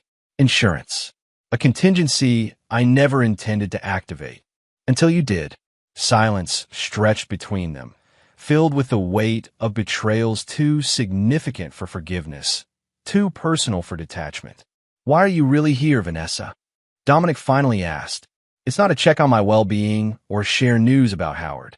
She reached into her bag, removing a small flash drive. Raymond made arrangements before his arrest. Dead man switch protocols designed to release information if certain conditions weren't met. What kind of information? Everything. The complete Montgomery archives, including materials Howard collected over decades. Business dealings, political connections, blackmail evidence on half of Boston's elite. Vanessa placed the drive on the patio table, including evidence of certain federal officials' involvement in operations they publicly prosecuted. Why give this to me? Because the switch activates in 48 hours unless deactivated by Raymond, who's currently in solitary confinement with no communications access. When it triggers, the information releases automatically to media outlets, law enforcement agencies, and select business competitors. And you want me to? Stop it. Vanessa's calm cracked slightly. This information would destroy what remains of the Montgomery name, but would also implicate dozens of innocent people. Families who don't deserve to be ruined because of Howard and Raymond's actions. Dominic studied her with clinical detachment. Since when do you care about collateral damage? Since I lost everything and realized I still have to live with myself. She gestured to the flash drive. The deactivation codes are there, along with server locations and access credentials. Raymond designed it to be unhackable, but he left this backdoor for family emergencies. And what do you get out of this? Vanessa laughed, a genuine sound that momentarily revealed the woman he'd once believed he knew. Nothing you'd be willing to give. My reputation is destroyed, my assets mostly seized, my family legacy in ruins. She met his gaze directly. Consider it my acknowledgement that you won. Dominic picked up the flash drive, turning it thoughtfully in his fingers. You realize I'll verify everything before taking action. I'd expect nothing less. Vanessa moved toward the door, pausing beside him. For what it's worth, I did love you once. Before family obligations and ambition corrupted everything. It's worth very little, Dominic replied coldly. But noted, after she left, Dominic examined the flash drive, considering its potential as either salvation or trap. Within minutes, he'd contacted Natalia, arranging for comprehensive analysis before any action. His father, Franco, the only father who mattered, entered the terrace, moving slower than usual after his brief incarceration. She's gone, Franco asked, settling heavily into a chair. Yes. You believe her about this dead man's switch? Dominic shrugged. Raymond was always paranoid. It's consistent with his methods. We'll verify before acting. Franco studied his son's profile against the city lights. What happens after this? When all the Montgomerys are either dead or imprisoned? Life continues, Dominic replied. Business expands. Harbor Point gets rebuilt according to the original vision. And personally, you just go back to being alone in this glass fortress. The question struck deeper than Dominic expected. What's the alternative? Trust is a luxury I can no longer afford. There's a difference between caution and isolation, Franco observed. Your mother understood that. Even after everything Howard did, she still believed in connections. In family. The family she built with you, Dominic acknowledged. not the one that betrayed me. The point stands. Revenge satisfies, but it doesn't sustain. Franco gestured to the penthouse around them. All this means nothing if you're just accumulating wealth and power to prove Howard Montgomery wrong about the janitor's son. The observation hit uncomfortably close to truth. Much of Dominic's drive had always been proving himself against Howard's initial dismissal, against the social barriers his background created. Now, knowing Howard was his biological father added layers of complexity to motivations he'd thought he understood. "I need to finish this first," Dominic said finally. "Ensure the dead man's switch is neutralized, the remaining threats contained. Then we'll see." 3 days later, Dominic stood in an opulent hospital room, watching Howard Montgomery's labored breathing. The machines surrounding the bed maintained vital functions the old man's failing body could no longer manage independently. "He won't regain consciousness," said the doctor who'd escorted Dominic in. "The brain damage is too extensive. It's simply a matter of time." After the doctor departed, Dominic sat beside the bed, studying the face of his biological father. They shared few physical traits, perhaps the set of the jaw, the shape of the hands. Nature had kept their connection subtle, as if acknowledging it was a secret best left undiscovered. "I disabled Raymond's failsafe," Dominic said to the unconscious man. "Not for your sake, but for the innocent people who would have been destroyed alongside your legacy. It's something my real father taught me. Franco, the man who raised me. Collateral damage should be minimized whenever possible." Howard's monitors beeped steadily, the only response to Dominic's words. "I've spent my life proving myself worthy of a world that judged me for my background. Proving myself to you, though I didn't know it. How much of my drive came from your blood? How much from my mother's determination? From Franco's example?" Dominic leaned closer, his voice hardening. "You had a chance to acknowledge me, to be honest from the beginning. Instead, you manipulated from the shadows, using me as another chess piece in your grand design. That was your failure, not mine." Rising to leave, Dominic placed a small envelope on the bedside table. Inside is a legal document transferring your remaining personal assets to a foundation in my mother's name. Maria Russo will posthumously fund scholarships for the children of domestic workers, the invisible people who maintained your world while you pretended they didn't exist. At the door, Dominic paused for a final look at the man whose blood he carried. "Goodbye, Howard. I'd say rest in peace, but I'm not feeling that generous." The reconstruction of Harbor Point proceeded under Dominic's direct supervision, transforming the site from the ashes of betrayal into a testament to his original vision. The hidden facilities and compromised design elements were eliminated, replaced with the community-focused development he'd initially proposed. On the day construction officially resumed, Dominic stood overlooking the site with Eleanor Chun, now fully recovered from her ordeal.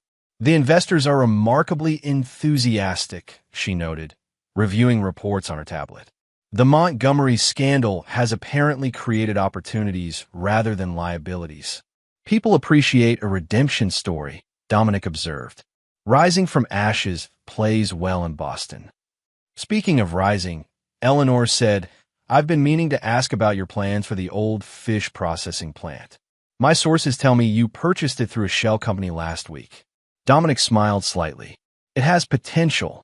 Good harbor access, solid infrastructure despite its age, and significant history given recent events." Eleanor regarded him shrewdly. "Some might consider it morbid to develop a site where you were nearly executed. I prefer to see it as reclamation, transforming trauma into opportunity." "Philosophical," Eleanor remarked. "And the Russo Family Foundation? Another transformation."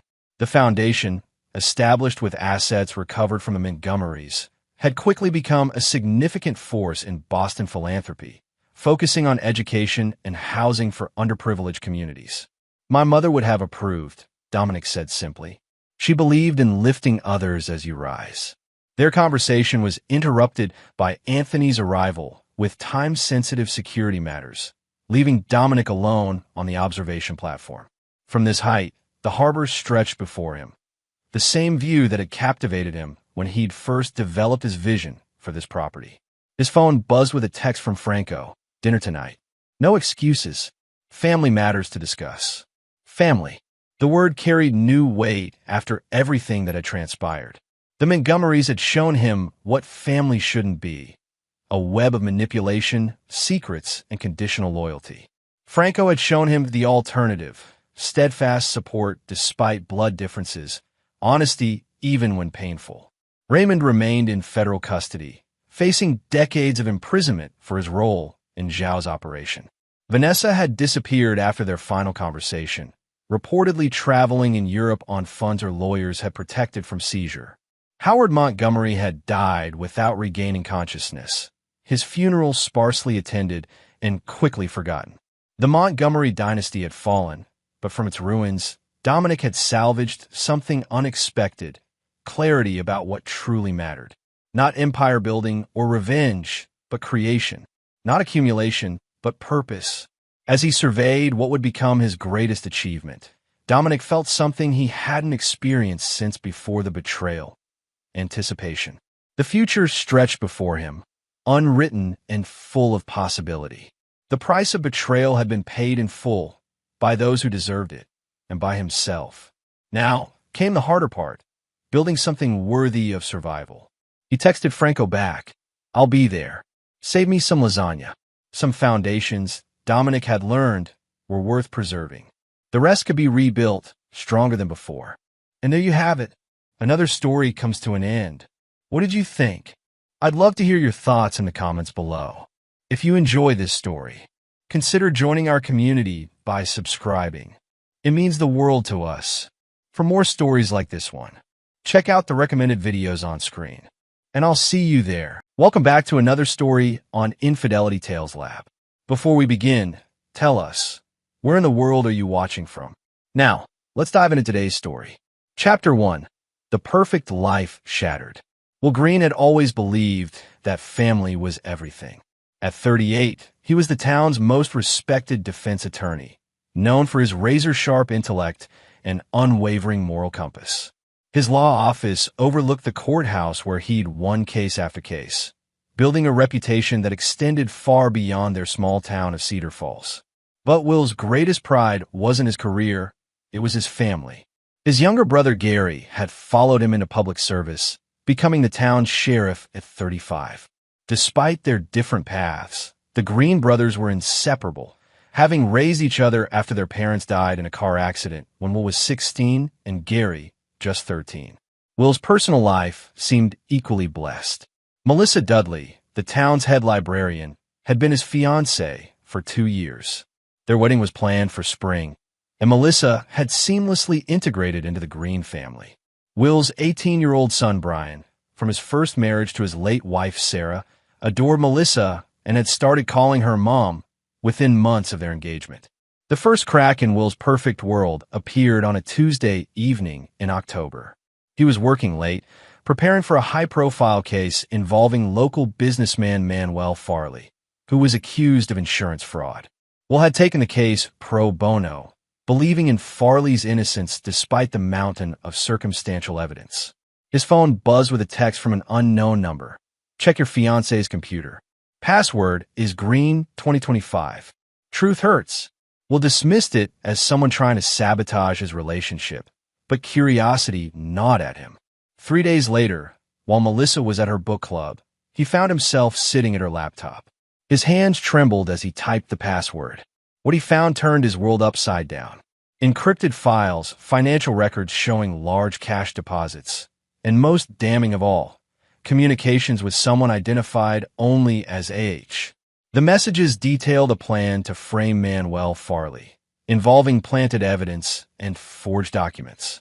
The final message made Will's blood run cold. Phase 2 begins next week. Will Green goes down. His reputation will ensure no one believes his protests.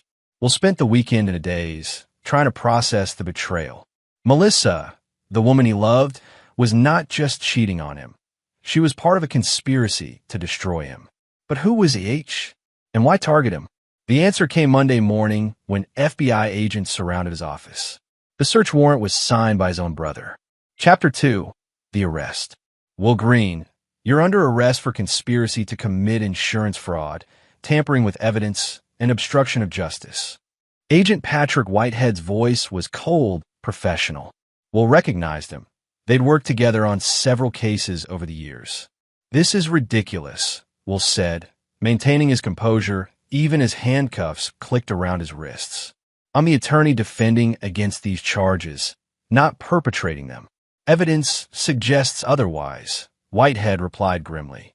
"We found forged documents in your office safe, along with $50,000 in cash that matches the serial numbers from Farley's missing insurance payout."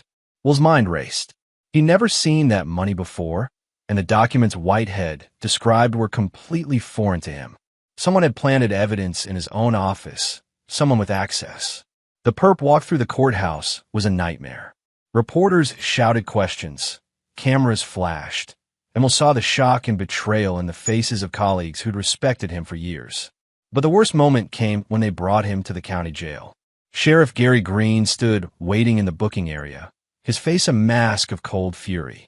Well, my big brother, the righteous attorney, turns out to be just another corrupt lawyer." "Gary, you know me better than anyone," Will said desperately. "I'm being framed. Someone planted that evidence." Gary's laugh was bitter. 23 years I've looked up to you, Will. 23 years of believing you were better than everyone else. And all this time, you've been as dirty as the criminals you defend. Listen to me." "No, you listen." Gary leaned close, his voice dropping to a whisper. "I've been investigating you for months. The gambling debts, the offshore accounts, the pattern of defending clients you know are guilty for the right price. Did you really think I wouldn't find out?"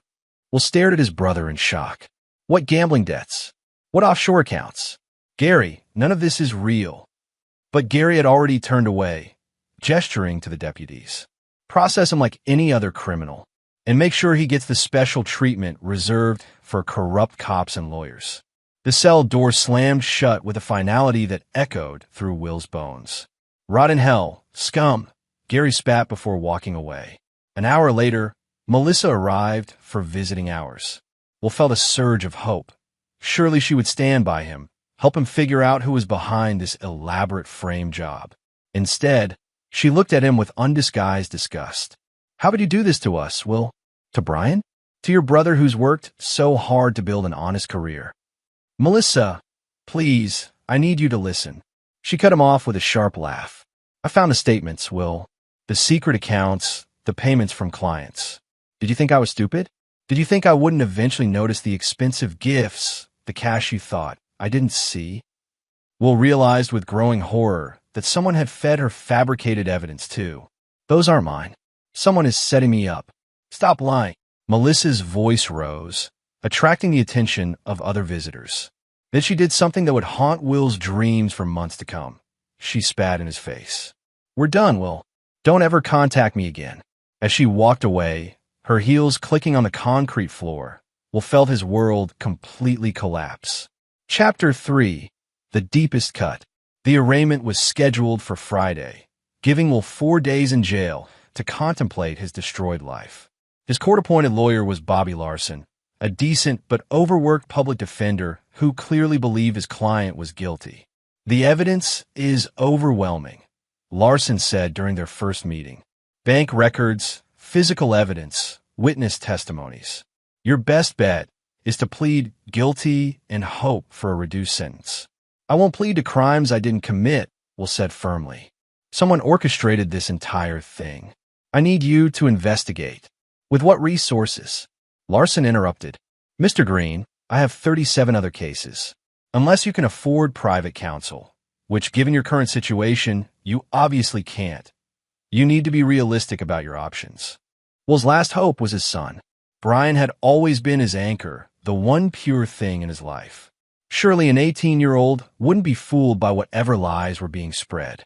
Brian came to see him Thursday night, and Will nearly broke down at the sight of his boy's face, so much like his late mother's, but twisted with anger and disappointment.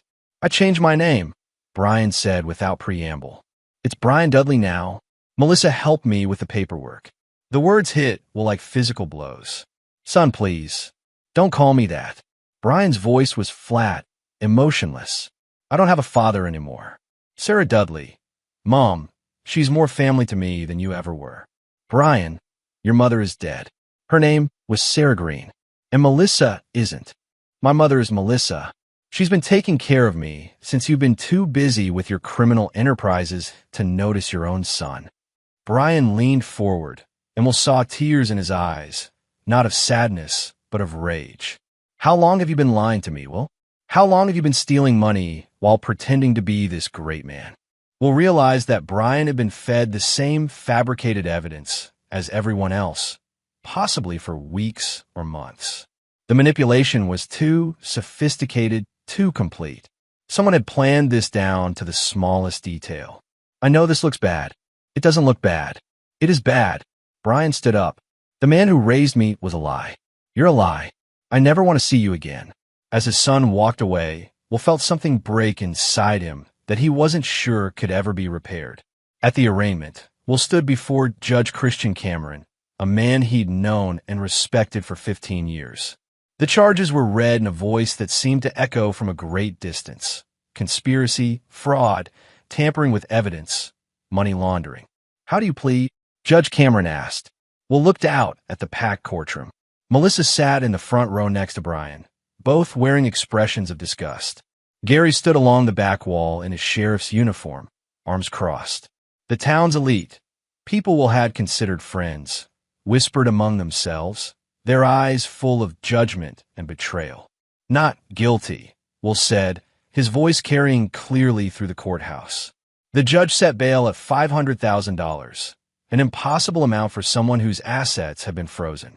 As the deputies led him back to his cell, Will heard someone in the gallery mutter, "They'll wish they were never born when the truth comes out." He turned to look, but couldn't identify the speaker among the sea of hostile faces. Still, those words lodged in his mind like a promise or a threat. That night, alone in his cell, Will Green began a plan. Chapter 4. The investigation begins. Prison had a way of clarifying the mind. After 3 weeks in county lockup, Will had moved past anger and grief into something far more dangerous. Cold, calculating fury. He used his time wisely, observing the guards, learning the routines, and most importantly, thinking. The frame job was too perfect, too comprehensive. Someone had access to his office, his personal information, and enough knowledge of his habits to plant evidence convincingly. More concerning was how quickly his family had turned against him. It suggested they'd been fed lies for months, maybe years. Will's breakthrough came when he noticed Deputy Kurt Oliver watching him with something that might have been sympathy. Oliver was young, maybe 25, and unlike the others, he didn't treat Will with open contempt. "Oliver," Will called during evening rounds. "Can I ask you something?" The deputy glanced around nervously before approaching the cell. "What? How long have you known Sheriff Green?" "Since I started 3 years ago." "What? Has he always lived so well? Nice house, expensive truck, designer clothes for a sheriff's salary?" Oliver's expression grew troubled. "That's not really... his wife has money, right? From her family." Will felt his first surge of genuine hope in weeks. "Deputy, my brother has never been married, and our family never had money. We grew up in foster care after our parents died." The seeds of doubt were planted. Over the following days, Will carefully shared more information with Oliver, details about Gary's past that didn't match the official story everyone believed. He was careful not to push too hard, just giving the young deputy enough inconsistencies to start asking questions. Meanwhile, Will's own investigation continued. He used his one phone call each day strategically, reaching out to old contacts in the legal community. Most wouldn't take his calls, but a few remained loyal enough to listen. The picture that emerged was disturbing. His corruption had been whispered about for months before his arrest. Anonymous tips to the FBI suggesting they investigate his finances and client relationships. Someone had been methodically destroying his reputation long before the physical evidence was planted. His former paralegal, Janelle Childs, was one of the few who still believed in him. During their brief conversation, she revealed something crucial. "Mr. Green, someone broke into the office 2 weeks before your arrest. Nothing was reported missing, but I noticed files had been moved around. The safe was open when I came in that morning, even though I was sure you'd locked it the night before." Did you tell the police? I told Sheriff Green. He said it was probably just you coming in early and forgetting to close it properly. Another piece of the puzzle. Gary had dismissed evidence of the break-in, probably because he'd orchestrated it himself. The most shocking revelation came from an unexpected source. Alejandro Herrera, a private investigator Will had used on several cases. Alejandro visited him in jail, claiming to have information about his case. Someone hired me 6 months ago to dig up dirt on you, Alejandro said quietly. Pay me $20,000 cash to find anything, gambling debts, affairs, financial problems. When I came up empty, they fired me. Who hired you? That's the thing. It was a woman. Professional, mid-40s, claimed to be a journalist. But something fell off. She knew too much about you. Too many personal details for a stranger. Will's mind raced. Can you describe her? Blonde, about 5 feet 6 inches, expensive clothes. Had a small scar on her left hand, right between the thumb and index finger. Will's blood turned to ice. He knew that scar intimately. Melissa had cut herself on a broken wine glass during their first Christmas together. But this meant she'd been planning his destruction for at least 6 months before his arrest. Chapter 5. Allies and Revelations.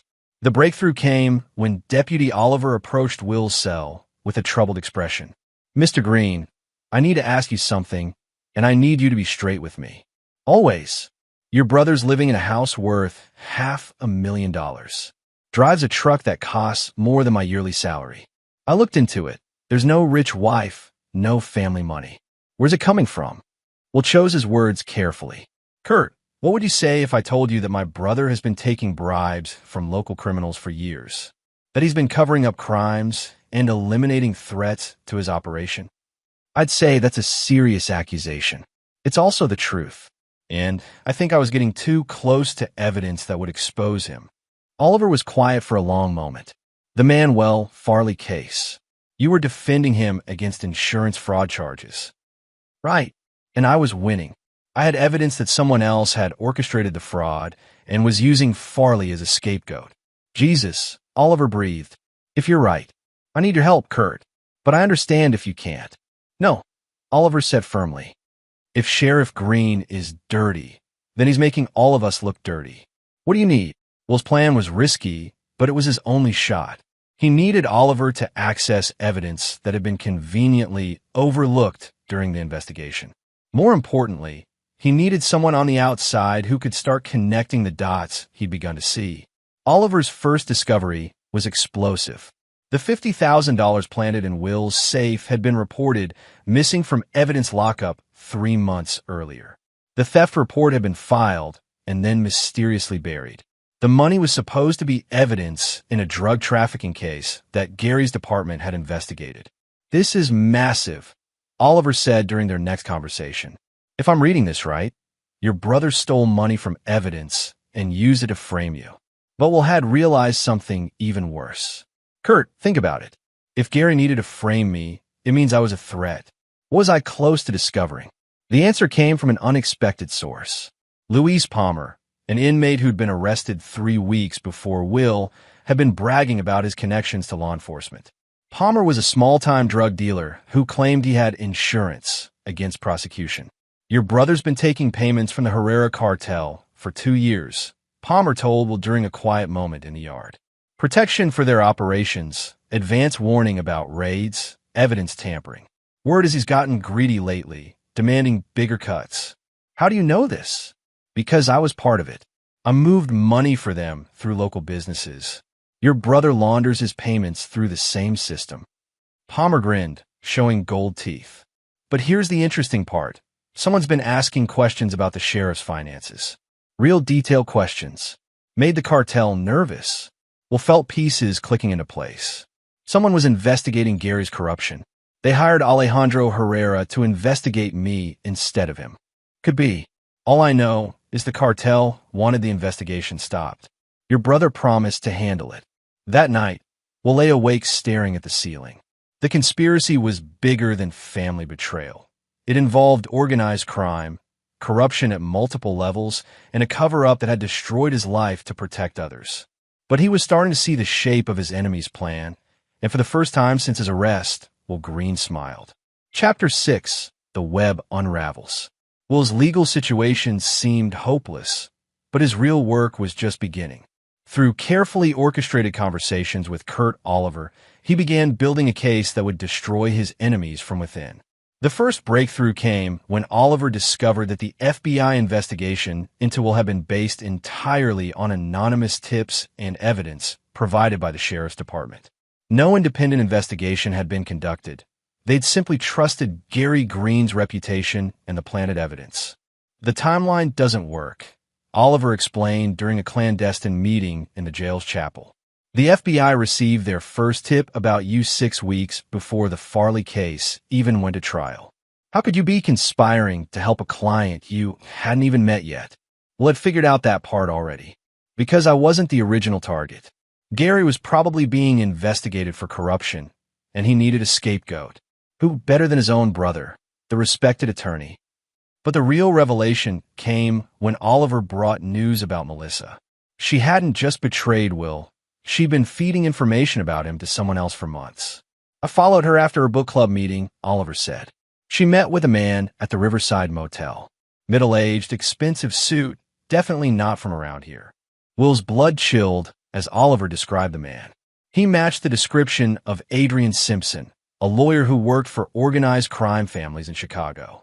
Will had tangled with Simpson twice in federal cases and humiliated him both times. This isn't just about Gary's corruption, Will realized. Simpson is using my brother to get revenge on me while protecting his cartel clients. The pieces were falling into place. Simpson had identified Gary's vulnerability to corruption and exploited it. When Will's investigation into Farley threatened to expose the money laundering operation, Simpson activated his contingency plan.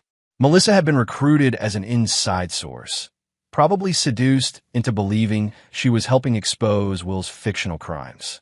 Oliver's investigation revealed the true scope of the conspiracy. Gary had been taking payments from the cartel for 2 years, but he'd gotten sloppy. Will's reputation for thorough investigation made him a threat. If he dug deep enough into Farley's case, he might uncover the entire operation. But why frame you specifically? Oliver asked. Why not just transfer the case to another attorney? Well, I've been wondering the same thing until he remembered something from years ago. I testified against Simpson in a federal case 5 years ago. His client got 25 to life because of my testimony.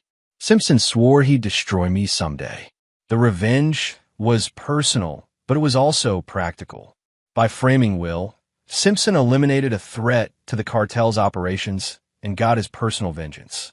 Gary got to maintain his criminal income while looking like a hero for bringing down a corrupt attorney. Melissa probably believed she was on the side of justice. But they'd made one crucial mistake. They'd underestimated Will Green. As Oliver gathered more evidence, Will began planning phase 2 of his own operation. His enemies thought they'd destroyed him, but they'd only revealed themselves. And Will had learned something important during his years as a defense attorney. The best way to destroy a conspiracy is to turn the conspirators against each other. Kurt, he said quietly, I need you to make some calls for me. It's time to remind certain people that I wasn't just a lawyer. I was a very good lawyer. Chapter 7, The Counterattack. Will's revenge began with a single phone call that Kurt Oliver made to the Chicago field office of the FBI. The agent who answered was Elias Grady, a by-the-book investigator who'd worked with Will on several federal cases over the years. Agent Grady, this is Deputy Kurt Oliver from Cedar Falls. I have information about a federal conspiracy involving drug trafficking, money laundering, and corruption of law enforcement officials. Within 48 hours, Grady arrived in Cedar Falls with a full investigation team. Will had prepared for this moment, using his legal knowledge to craft a strategy that would systematically destroy his enemies. The first target was Adrian Simpson. Will had Oliver pass information to the FBI about Simpson's meetings with Melissa, along with financial records showing suspicious cash movements through local businesses, the same money laundering network that Louise Palmer had described. But Will's masterstroke was psychological. He had Oliver leak information to Palmer suggesting that someone in the cartel operation was cooperating with federal authorities. The paranoia spread quickly through the criminal network, creating suspicion and fear among the conspirators. Simpson, panicked about his exposure, made his first mistake. He contacted Gary directly from Chicago, ordering him to eliminate any remaining evidence. The call was traced and recorded by the FBI, establishing a direct connection between the corrupt sheriff and organized crime. Meanwhile, Will worked on turning Melissa. Through Oliver, he had evidence of her communications with Simpson delivered to her home, along with a simple note. Ask yourself why Simpson never mentioned his criminal record or his cartel connections. Melissa, who'd believed she was helping expose corruption, suddenly realized she'd been manipulated by actual criminals. Her world crumbled just as Will's had, but without the moral foundation to handle the revelation. She began drinking heavily and making desperate phone calls to Simpson, demanding explanations. Those calls led the FBI straight to Simpson's operation. Brian was the wild card in Will's plan. The boy had legally changed his name and was living with Melissa, believing his father was a criminal. Will knew that direct contact would backfire, so he chose a more subtle approach. He had Oliver leave evidence where Brian would find it. Not about Will's innocence, which the boy wouldn't believe, but about the dangerous people surrounding him. Photos of Simpson meeting with known cartel members. Records of Gary's suspicious finances. Most importantly, evidence that Melissa had been lying about Will's supposed crimes for months. Brian was 18, not stupid. When he started finding inconsistencies in the stories he'd been told, his natural intelligence led him to ask questions. Why had his father's corruption only come to light after he started defending Manuel Farley? Why were all the witnesses against his father connected to Sheriff Green's department? The final piece was Gary himself. Will knew his brother's weakness, pride and greed in equal measure. Through Oliver, Will leaked information suggesting that Simpson was planning to eliminate Gary once the heat died down. After all, a dead sheriff couldn't testify about cartel bribes. Gary, terrified and paranoid, made the fatal mistake of trying to cut his own deal with the FBI. Chapter 8. The Trap Springs. The confrontation Will had orchestrated came to a head on a cold November morning, exactly 6 weeks after his arrest. Agent Grady had been building his case systematically, following the breadcrumbs Will had laid through Oliver. Simpson made his first major error when he returned to Cedar Falls personally. He was panicked, knowing that the FBI was closing in and he needed to tie up loose ends. His meeting with Gary at an abandoned warehouse on the outskirts of town was monitored by federal agents. We'll listen to the recording later, marveling at how quickly criminals turned on each other when survival was at stake. You promised me this would be clean. Simpson's voice was sharp with anger. You said your brother would be discredited and the investigation would die. I did what you asked, Gary replied, but there was fear in his voice. Will is in jail. His reputation is destroyed. And now the FBI is investigating me directly. They have financial records, communication intercepts. This is turning into a disaster. Maybe we should cut our losses. Our losses? Simpson's laugh was cold. Sheriff, you seem to have forgotten that I have enough evidence to send you to death row. You've been facilitating drug trafficking that's killed dozens of people in this state. The recording captured the sound of a gun being drawn. Here's what's going to happen, Simpson continued. You're going to eliminate the remaining threats. Your brother, the deputy who's been asking questions, anyone else who might connect us to this operation. You want me to kill Will. I want you to make it look like a jailhouse suicide. Man overcome with guilt kills himself before trial. Very tragic. But Gary Green, for all his corruption, wasn't a murderer. I can't. He's my brother. Then you're of no use to me. The gunshot echoed through the warehouse, but it wasn't Gary who fell. FBI snipers had been positioned around the building, and Simpson died before he could pull the trigger. Gary, faced with irrefutable evidence of the conspiracy against Will, finally broke down and confessed everything. Chapter 9. Justice Served. The truth, when it finally emerged, was even more damning than Will had imagined. Gary's confession revealed a corruption network that stretched across 3 counties and involved millions of dollars in drug money. Simpson had been the architect, using compromised law enforcement officials to protect cartel operations throughout the Midwest. Will's case was dismissed with prejudice, and Agent Grady personally delivered the news to his jail cell. I owe you an apology, Grady said, and probably a debt of gratitude. Your brother's operation was funding some of the most violent criminal organizations in the country. But Will's attention was focused on the personal betrayals that had cut him deepest. As he walked out of jail a free man, he found Brian waiting by the entrance. "Dad," the boy said, tears streaming down his face. "I'm sorry. I'm so sorry I didn't believe you."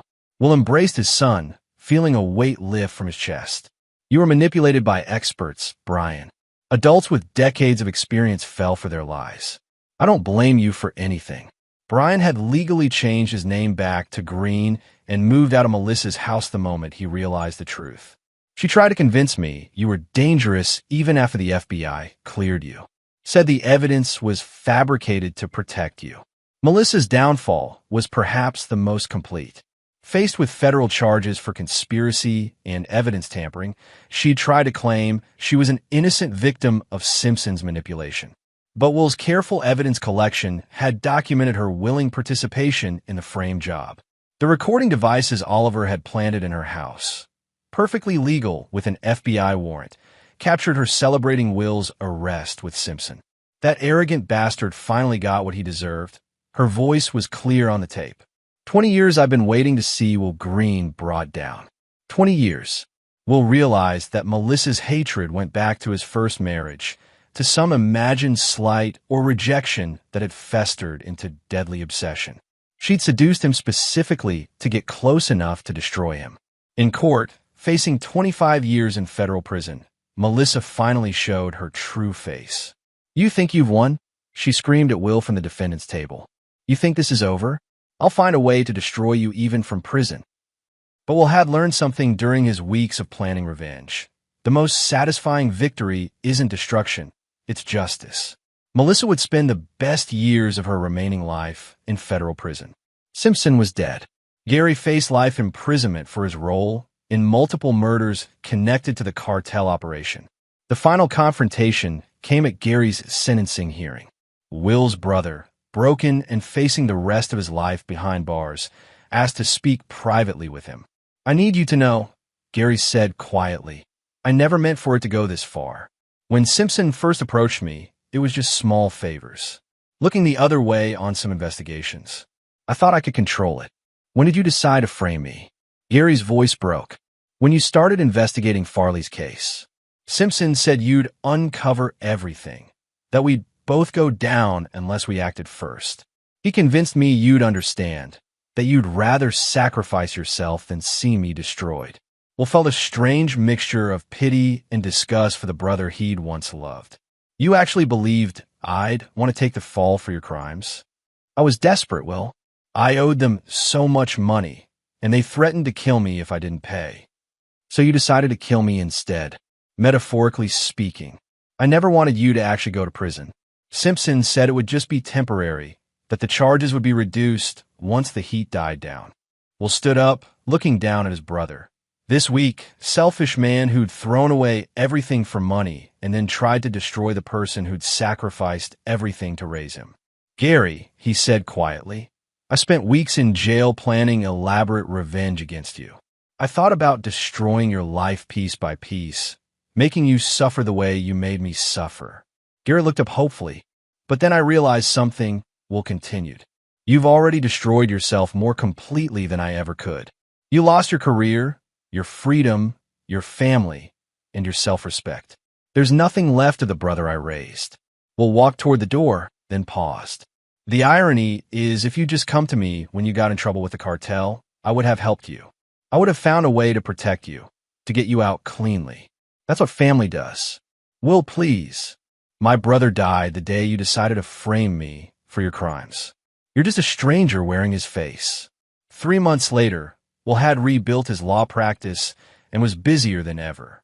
His experience as a wrongfully accused defendant had given him insights that made him an even more effective attorney. Brian had enrolled in pre-law at the state university, inspired by his father's fight for justice. The story became legend in legal circles. The attorney who solved his own case from jail and brought down a multi-state corruption network. But for Will, the real victory was simpler. He was sitting in his rebuilt office, reviewing case files, when Brian called. "Dad, I've been thinking about what happened, about how you planned everything so carefully, how you turned their own trap against them. It was brilliant." Will smiled, remembering the dark weeks when revenge had consumed his thoughts. "The best victories aren't about being brilliant, son. They're about being patient enough to let truth win. But you did get revenge. You destroyed everyone who betrayed you." "No," Will said quietly, looking out at the courthouse where justice had finally been served. "I didn't destroy them. I just gave them enough rope to hang themselves." In the end, that was the most perfect revenge of all, turning his enemies' own corruption and hatred against them, letting their true natures reveal themselves to the world. Will Green had learned that sometimes the best way to defeat evil is simply to refuse to become it yourself. The night he'd been arrested, he'd said nothing about who he really was. Now everyone knew. Will Green was exactly the man he'd always claimed to be: honorable, intelligent, and far more dangerous to criminals than they'd ever imagined. Justice, he reflected, had a beautiful symmetry when you had the patience to let it work. Epilogue. 5 years later. The morning sun cast long shadows across Will Green's new law office as he reviewed the case files spread across his mahogany desk. The brass nameplate read Green and Associates, though the Associates part was still more aspiration than reality. 5 years after his exoneration, Will had built something better than what he'd lost. A practice founded not just on legal expertise, but on hard-earned wisdom about corruption, betrayal, and the true meaning of justice. The phone rang, interrupting his review of a wrongful conviction case. "Green and Associates," he answered. "Mr. Green? This is Agent Patricia Roth from the FBI's Public Corruption Unit. I was hoping we could meet. We have a situation that requires someone with your unique experience." Will had fielded similar calls regularly over the past few years. His reputation as the lawyer who'd exposed a multi-state corruption network from inside a jail cell had made him a sought-after consultant for federal agencies. More importantly, his understanding of how corruption worked from the inside made him extraordinarily effective at dismantling it. "What's the situation, Agent Roth?" 3 judges in the state appellate system have been taking bribes for at least 5 years. "We have evidence, but we need someone who understands how to build an airtight case against legal professionals. These aren't street criminals. They know how to work the system." Will smiled grimly. "Corrupt officials are actually easier to catch than regular criminals. Their arrogance makes them sloppy. When can we meet?" After scheduling the meeting, Will returned to his files, but his mind wandered to the remarkable transformation his life had undergone. The wrongful imprisonment that had nearly destroyed him had instead revealed his true calling. He was no longer just a defense attorney. He was a specialist in exposing corruption and fighting for those who'd been betrayed by the very system meant to protect them. His client list read like a catalog of injustice. A police officer framed by his corrupt colleagues, a prosecutor who'd been set up for opposing organized crime, a judge who'd been blackmailed into making favorable rulings. Will had won every case, using the same methodical approach that had freed him from his own false charges. The financial rewards had been substantial, but that wasn't what drove him anymore. Each victory felt like vindication not just for his clients, but for the man he'd been before his arrest. The idealistic attorney who'd believed the system could work if good people fought hard enough to make it work. Brian walked into the office carrying 2 cups of coffee, his law school textbooks under his arm. At 23, he was in his final year at Northwestern and had already been accepted for internships at 3 prestigious firms. But Will suspected his son had other plans. "The Henderson case files came in," Brian said, setting down the coffee. "The prosecutor who was supposedly taking bribes?" "Dad, this looks exactly like what happened to you." Will nodded. Detective Marcus Henderson had been investigating a police corruption ring when someone planted evidence in his home and car. The frame job was sophisticated, professional, and remarkably similar to Will's own experience. "What do you think?" Will asked, curious about his son's analysis. Brian had spent 5 years watching his father work, learning not just legal technique, but investigative methodology. His insights were often sharper than those of experienced attorneys. "The timing is wrong," Brian said immediately. Henderson was supposedly taking bribes from a drug dealer he arrested 6 months ago. But the financial evidence shows deposits starting 8 months ago, 2 months before he even knew the dealer existed. Good catch. What else? The planted evidence was too convenient. Marked bills in his garage, exactly the amount that was supposedly paid in bribes. Real corruption is messier, more subtle. Brian paused, studying the files. Someone wanted Henderson gone fast. Something he was investigating posed an immediate threat. Will felt a surge of pride. Brian had developed the same instinct for uncovering truth that had served Will throughout his career. More importantly, his son had found his calling in seeking justice for those who'd been wronged. I want to help with this case, Brian said quietly. Not just research. I want to be involved in the investigation. You have 6 months left of law school. Dad, I've learned more working with you these past 3 years than I ever could in a classroom. Besides, Brian grinned, I have personal experience with being betrayed by family. That gives me insight other lawyers don't have. Will studied his son carefully. The boy had grown into a man of remarkable character, shaped by adversity into someone who understood both the power of truth and the cost of betrayal. All right, but we do this my way, methodical, careful, and absolutely by the book. Wouldn't have it any other way. Their conversation was interrupted by Kurt Oliver, who'd become Will's primary investigator after leaving the sheriff's department. Kurt had paid a price for his loyalty to Will. He'd been ostracized by many in local law enforcement and had struggled to find work until Will hired him. I have news about our old friends, Kurt said, settling into the chair across from Will's desk. Melissa was denied parole again yesterday. The board cited lack of genuine remorse and continued attempts to manipulate the system. Will felt nothing at the news. Not satisfaction, not pity, just a distant acknowledgement that justice continued to run its course. Melissa had spent 5 years in federal prison, but according to Kurt's sources, she'd used that time poorly. Instead of accepting responsibility, she'd doubled down on her claims of innocence and had been caught multiple times trying to orchestrate revenge plots against Will from behind bars. She's been telling other inmates that she's the real victim, Kurt continued. Claims you seduced her specifically to frame her for crimes you committed. The psychology reports describe her as having severe narcissistic personality disorder with sociopathic tendencies. Brian shook his head in amazement. Even now, she can't admit she was wrong. Some people can't, Will said. Their entire identity is built on being the hero of their own story. Accepting responsibility would mean acknowledging that they're the villain instead. Kurt had more updates.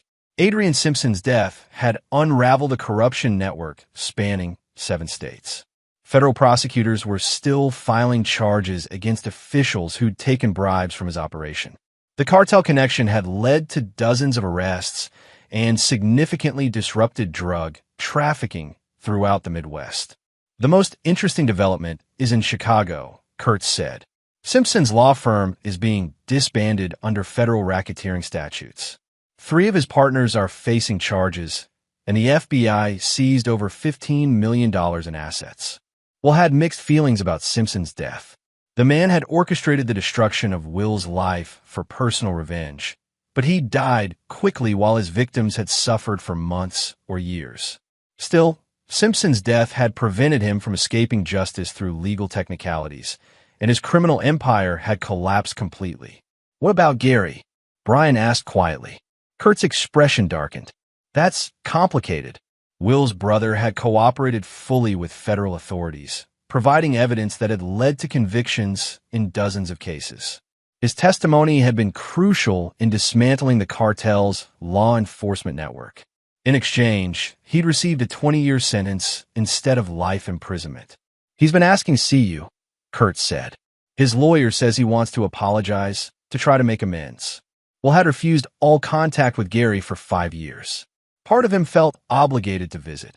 After all, he'd raised Gary from the age of 13, and some vestige of brotherly love remained. But a larger part of him recognized that Gary's desire for reconciliation was probably just another form of manipulation. Has he shown any genuine remorse? Will asked. According to the prison psychologist, yes.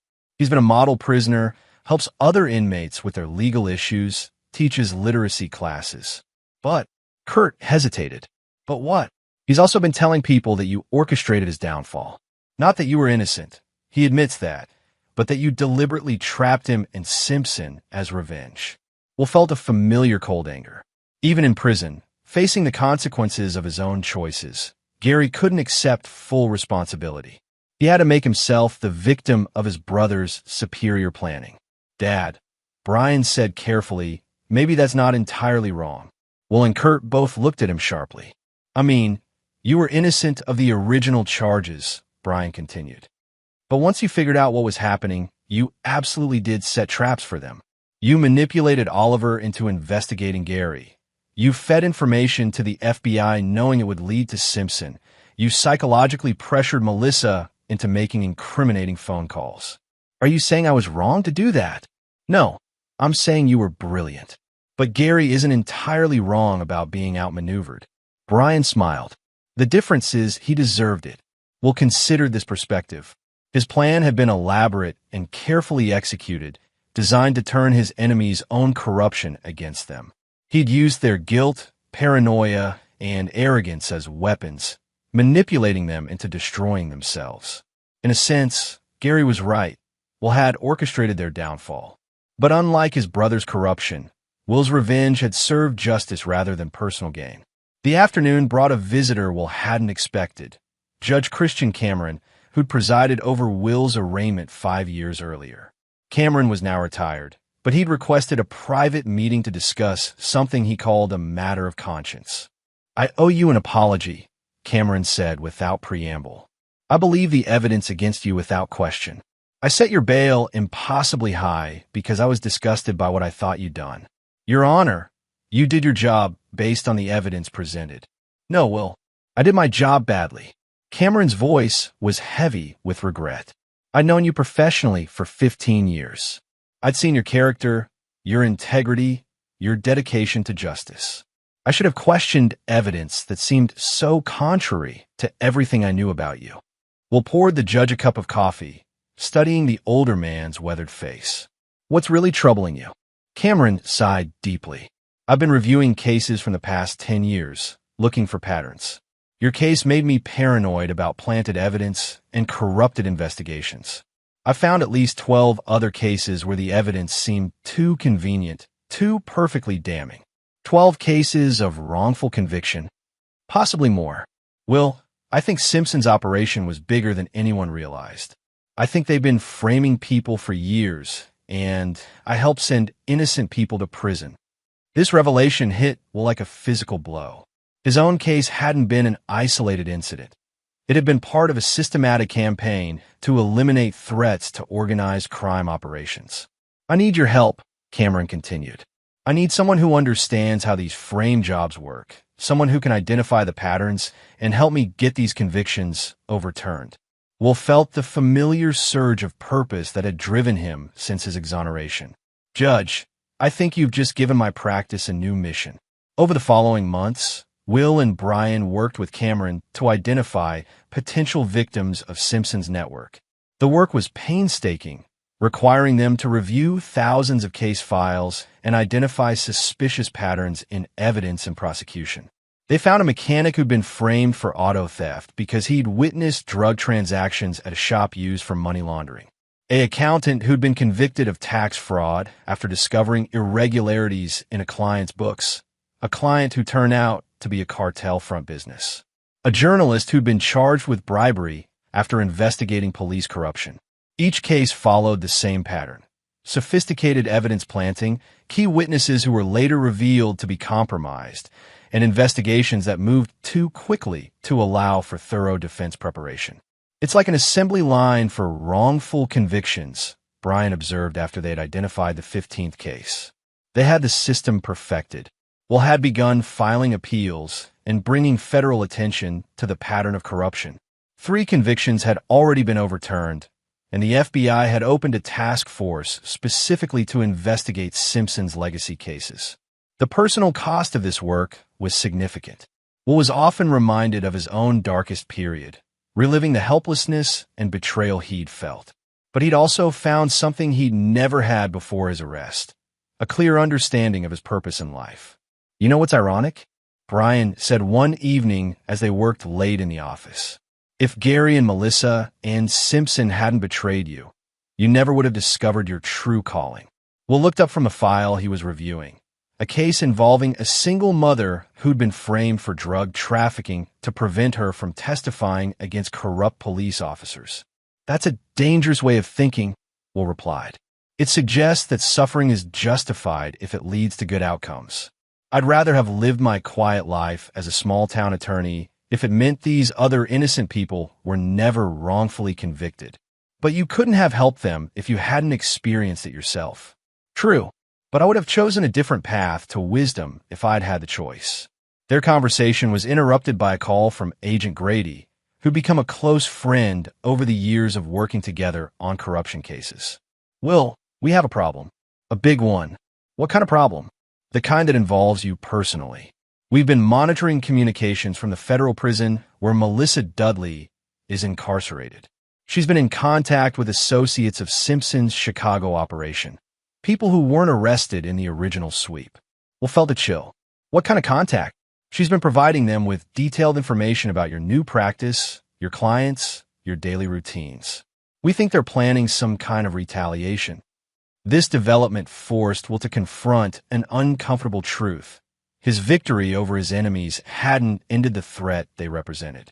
Simpson's death had created a power vacuum in his criminal organization, and someone had decided that eliminating Will Green was necessary for the group's survival. How serious is the threat? Brian asked when Will explained the situation. Serious enough that Agent Grady wants us to consider witness protection. Are we going to do it? Will looked at his son, this young man who'd been shaped by betrayal into someone strong enough to stand with his father against any threat. No, Will said firmly. We're not running from criminals. We're going to do what we do best. We're going to expose them and let the justice system handle the rest. The investigation into the new threat revealed the scope of Simpson's legacy. His criminal organization hadn't died with him. It had simply reorganized under new leadership. The new boss was someone Will had never heard of, Dwight Peck, a former federal prosecutor who'd been secretly working for organized crime for over a decade. Peck was Simpson's inside man in the Justice Department. Agent Grady explained during a secure briefing.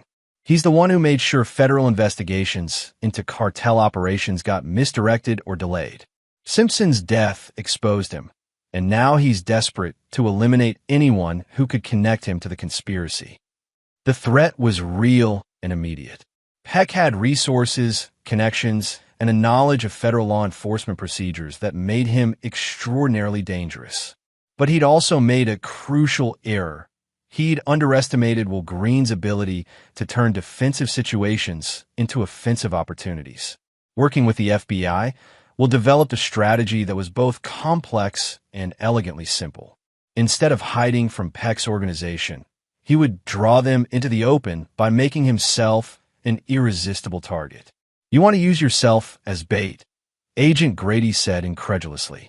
Will, these people have killed federal agents. This isn't like your brother and Melissa. These are professional assassins, which is why they won't expect me to come after them directly, Will replied. They think I'm a small-town lawyer who got lucky once. They have no idea what I'm actually capable of. The plan Will devised was a masterpiece of legal and psychological warfare. He began taking cases that would naturally bring him in a conflict with Peck's network, defending clients who'd been framed by corrupt federal prosecutors, representing witnesses who'd been intimidated into silence, exposing cover-ups that protected organized crime operations. Each case was carefully chosen to apply pressure to Peck's organization while building an evidentiary foundation for federal prosecution. Will was essentially conducting a shadow investigation, using his legal practice as cover for gathering intelligence on criminal conspiracies. Brian, now a recent law school graduate, proved invaluable to the operation. His youth and relative anonymity allowed him to make contacts and gather information that would have been impossible for Will. I found something interesting, Brian said one evening, returning from a meeting with a potential client. Remember the Manuel Farley case, the insurance fraud that started everything? Of course, Farley wasn't just innocent of the charges against him. He was investigating the insurance fraud himself, trying to prove that someone in his own company was running a scam. The real perpetrator was the company's vice president, Alan Rivas. Will looked up sharply. I remember Rivas. He testified against Farley. Right. And according to Farley, Rivas had connections to organized crime. He was laundering money through fraudulent insurance claims. Brian spread documents across the desk. Dad, I think Farley's investigation was getting close to exposing Peck's operation. That's why they needed him discredited and you eliminated. This revelation reframed everything Will thought he knew about his own case. He hadn't been targeted because of his defense of Farley. He'd been targeted because his investigation into Farley's innocence was leading him toward a much larger criminal conspiracy. How many people did they frame or kill to protect this operation? Brian asked quietly. We may never know the full scope, Will replied, but we're going to make sure it stops here. The final confrontation came sooner than expected. Peck, growing desperate as federal pressure intensified, decided on a direct approach. Instead of having Will assassinated, he attempted something more sophisticated. Another frame job designed to discredit Will's anti-corruption work and eliminate him as a threat. The plan was discovered when Kurt Oliver, now Will's full-time investigator, noticed suspicious activity around Will's office and home. Electronic surveillance, people following Brian, inquiries about Will's financial record from fake federal agents. They're setting up another elaborate frame, Kurt reported. But this time, we're ready for them. Will's counterplan was audacious. Instead of simply avoiding Peck's trap, he would spring it prematurely while documenting everything for federal prosecutors.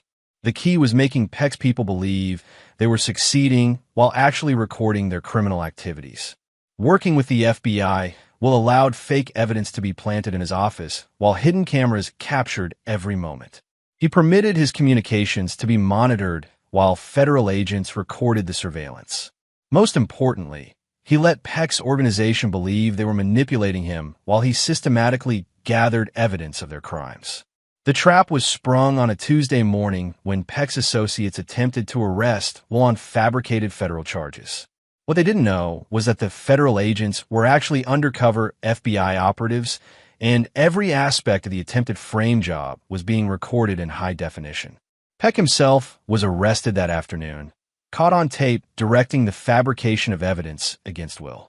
His organization collapsed within hours as federal agents executed simultaneous raids across 7 states. In the aftermath, Will found himself reflecting on the strange arc his life had taken. The betrayal that had nearly destroyed him had ultimately revealed his true purpose. Not just practicing law, but using law as a weapon against corruption and injustice. Do you ever regret it? Brian asked one evening as they worked late in the office. Fighting instead of just rebuilding quietly? Will considered the question seriously. His life was undoubtedly more dangerous now, more complicated. He'd made powerful enemies and would probably spend the rest of his career looking over his shoulder. No, he said finally. I could have taken a quiet job at a small firm, kept my head down, lived safely. But every time I see another innocent person being destroyed by corruption, I remember how helpless I felt in that jail cell. If I have the power to prevent that feeling for someone else, then I have the obligation to use it. Brian nodded, understanding. His own life had been shaped by the same realization, that those with the ability to fight injustice had the responsibility to do so, regardless of personal cost. The years that followed established Will Green as the nation's foremost expert on exposing corruption within legal and law enforcement systems. His practice grew to include associates in 5 states, all specializing in wrongful conviction cases and public corruption defense. Brian passed the bar exam with distinction and immediately joined his father's practice. Their first case together involved exposing a federal judge who'd been fixing cases for organized crime, an investigation that led to the largest judicial corruption scandal in decades. The Green Method, as legal scholars began calling it, became required study at law schools across the country. The approach combined traditional legal research with investigative techniques, psychological manipulation of suspects, and strategic use of media pressure to expose corruption. More personally, Will had found something he'd lost during his marriage to Sarah and thought he'd found again with Melissa: genuine love. Dr. Aaron Green, a forensic psychologist who'd worked on several of his cases, had gradually become his closest friend and eventually his partner. Unlike his previous relationships, this one was built on shared professional respect and complete honesty about their pasts. "I know what you're capable of when you're betrayed," Aaron told him during one of their late-night conversations. "That doesn't scare me. It makes me trust you more. Someone who survived what you've survived and remained capable of love is someone worth loving." They'd married quietly 2 years after Peck's arrest, with Brian as Will's best man and Kurt as the officiant. It was a small ceremony, attended only by people who'd proven their loyalty through adversity. The contrast with Will's first engagement to Melissa couldn't have been starker. Where Melissa had been secretive about her past and evasive about her motivations, Aaron was completely transparent. Where Melissa had isolated Will from potential allies, Aaron encouraged his friendships and professional relationships. "The difference," Will explain to Brian, "is that Aaron wants me to succeed. Melissa wanted to control me. As for the others who'd betrayed him, justice had taken its course with surgical precision. Melissa remained in federal prison, her appeals exhausted and her reputation destroyed. She'd become a cautionary tale in legal circles, the librarian who'd seduced a prominent attorney as part of an elaborate criminal conspiracy. Her attempts to profit from her story through book deals and interviews had failed when publishers realized she remained unrepentant and was likely lying about key facts. Gary had served 7 years of his sentence and had become genuinely remorseful, according to prison officials. He'd earned a degree in social work and had been working with at-risk youth, trying to prevent others from making the choices that had destroyed his life. Will had finally agreed to visit him the previous Christmas. The meeting had been awkward, but necessary. Gary, now 42 and prematurely aged by prison life, had broken down completely when he saw his brother. "I know I don't deserve forgiveness," Gary had said through tears. "I know what I did was unforgivable, but I need you to know that I understand now. I was weak, and I let that weakness hurt the person who meant the most to me." Will had felt no satisfaction in his brother's suffering, only a deep sadness for the man Gary might have been under different circumstances. "I forgive you," Will had said quietly. "Not because you deserve it, but because holding on to anger has no purpose anymore." It was true. Will had learned that revenge was most satisfying when it served justice, and justice had been served. His enemies had been defeated not through violence or cruelty, but through their own corruption being exposed to the light. The conversation with Gary had provided unexpected closure. Will realized that his brother's betrayal, while personally devastating, had ultimately saved both their lives. If Will hadn't been framed, he never would have discovered the depth of Gary's corruption or Simpson's criminal network.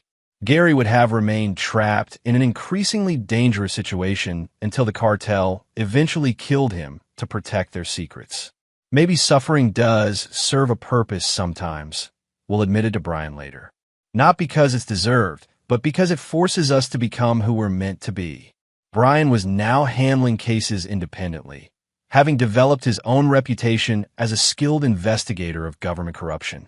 At 25, he was already being courted by federal agencies and prestigious law firms. But he'd chosen to stay with his father's practice, drawn by the meaningful work of fighting for justice. "I've been thinking about starting a foundation," Brian told Will one evening as they wrapped up work on a case involving corrupt prosecutors in Texas. "Something that provides legal representation for people who can't afford to fight wrongful charges." Will smiled, remembering his own idealistic dreams before life had tested them so severely. "That's a good idea. What would you call it?" "The Sarah Green Foundation for Legal Justice," Brian said. "After Mom. She always believed that law should protect the innocent, not just serve the powerful." The idea moved Will deeply. His late wife's name attached to work that carried forward everything she believed in. It felt like redemption not just for his own suffering, but for the pain his family had endured. "I think that's perfect," Will said, "and I know exactly how to fund it." The civil lawsuit against Simpson's estate and his co-conspirators had resulted in a $38 million settlement. Will had used part of the money to rebuild his practice and ensure financial security for his family. The rest, over $25 million, would provide the foundation's endowment. As they worked together to establish the foundation, Will reflected on the unexpected gifts that had emerged from his ordeal. His relationship with Brian was stronger than ever, built on mutual respect and shared purpose. His marriage to Erin was deeper and more honest than any relationship he'd experienced. His professional life had meaning beyond personal success. Most importantly, he learned something about justice that no law school could have taught him. True justice wasn't about punishment. It was about restoration, restoring innocent people to freedom, restoring faith in legal institutions, restoring the balance between those who serve the law and those who try to corrupt it. The final validation came 5 years after Peck's arrest, when Will received an unexpected visitor. Manuel Farley, the man whose case had started everything, came to the office with news that brought the story full circle. "Mr. Green," Farley said, his voice emotional, "I wanted to thank you personally, not just for defending me, but for everything that came after. I'm not sure I understand. The investigation that cleared your name also exposed the insurance fraud network that had been operating for years. 23 people who'd been falsely accused or wrongfully convicted have been exonerated. The company I worked for has paid out over $60 million in settlements to victims." Farley paused, gathering his composure. "But more than that, your case changed how the FBI investigates corruption. The procedures they developed while working with you have exposed criminal networks in 12 states. You didn't just clear your own name. You created a system that's protecting innocent people across the country." Will felt a profound sense of completion. The betrayal that had nearly destroyed him had ultimately led to a legacy of protection for others who faced similar injustice. That evening, Will stood in his office looking out at the courthouse where his nightmare had begun. The building looked the same, but everything else had changed. Where once he'd felt betrayed and alone, he now felt surrounded by allies committed to the same cause. Where once he'd trusted blindly, he now trusted wisely. Where once he'd been naive about the depth of human corruption, he now understood both its power and its weaknesses. Brian joined him at the window, now a partner in the practice and co-founder of the foundation that bore his mother's name. "Any regrets?" Brian asked. Will thought about Melissa rotting in federal prison, still convinced she was the victim. He thought about Gary, genuinely reformed, but serving the consequences of his choices. He thought about Simpson, dead before he could face justice for all his crimes. He thought about Peck and the dozens of other corrupt officials whose careers and lives had been destroyed when their corruption was exposed. "No," Will said finally, "I wouldn't change anything. Even the betrayal, even the jail time. It all led here, to this moment, to this work. I'm exactly where I'm supposed to be." As father and son continued their work into the night, Will reflected on the most important lesson his ordeal had taught him. That sometimes the greatest victories come not from avoiding suffering, but from transforming it into purpose. His enemies had tried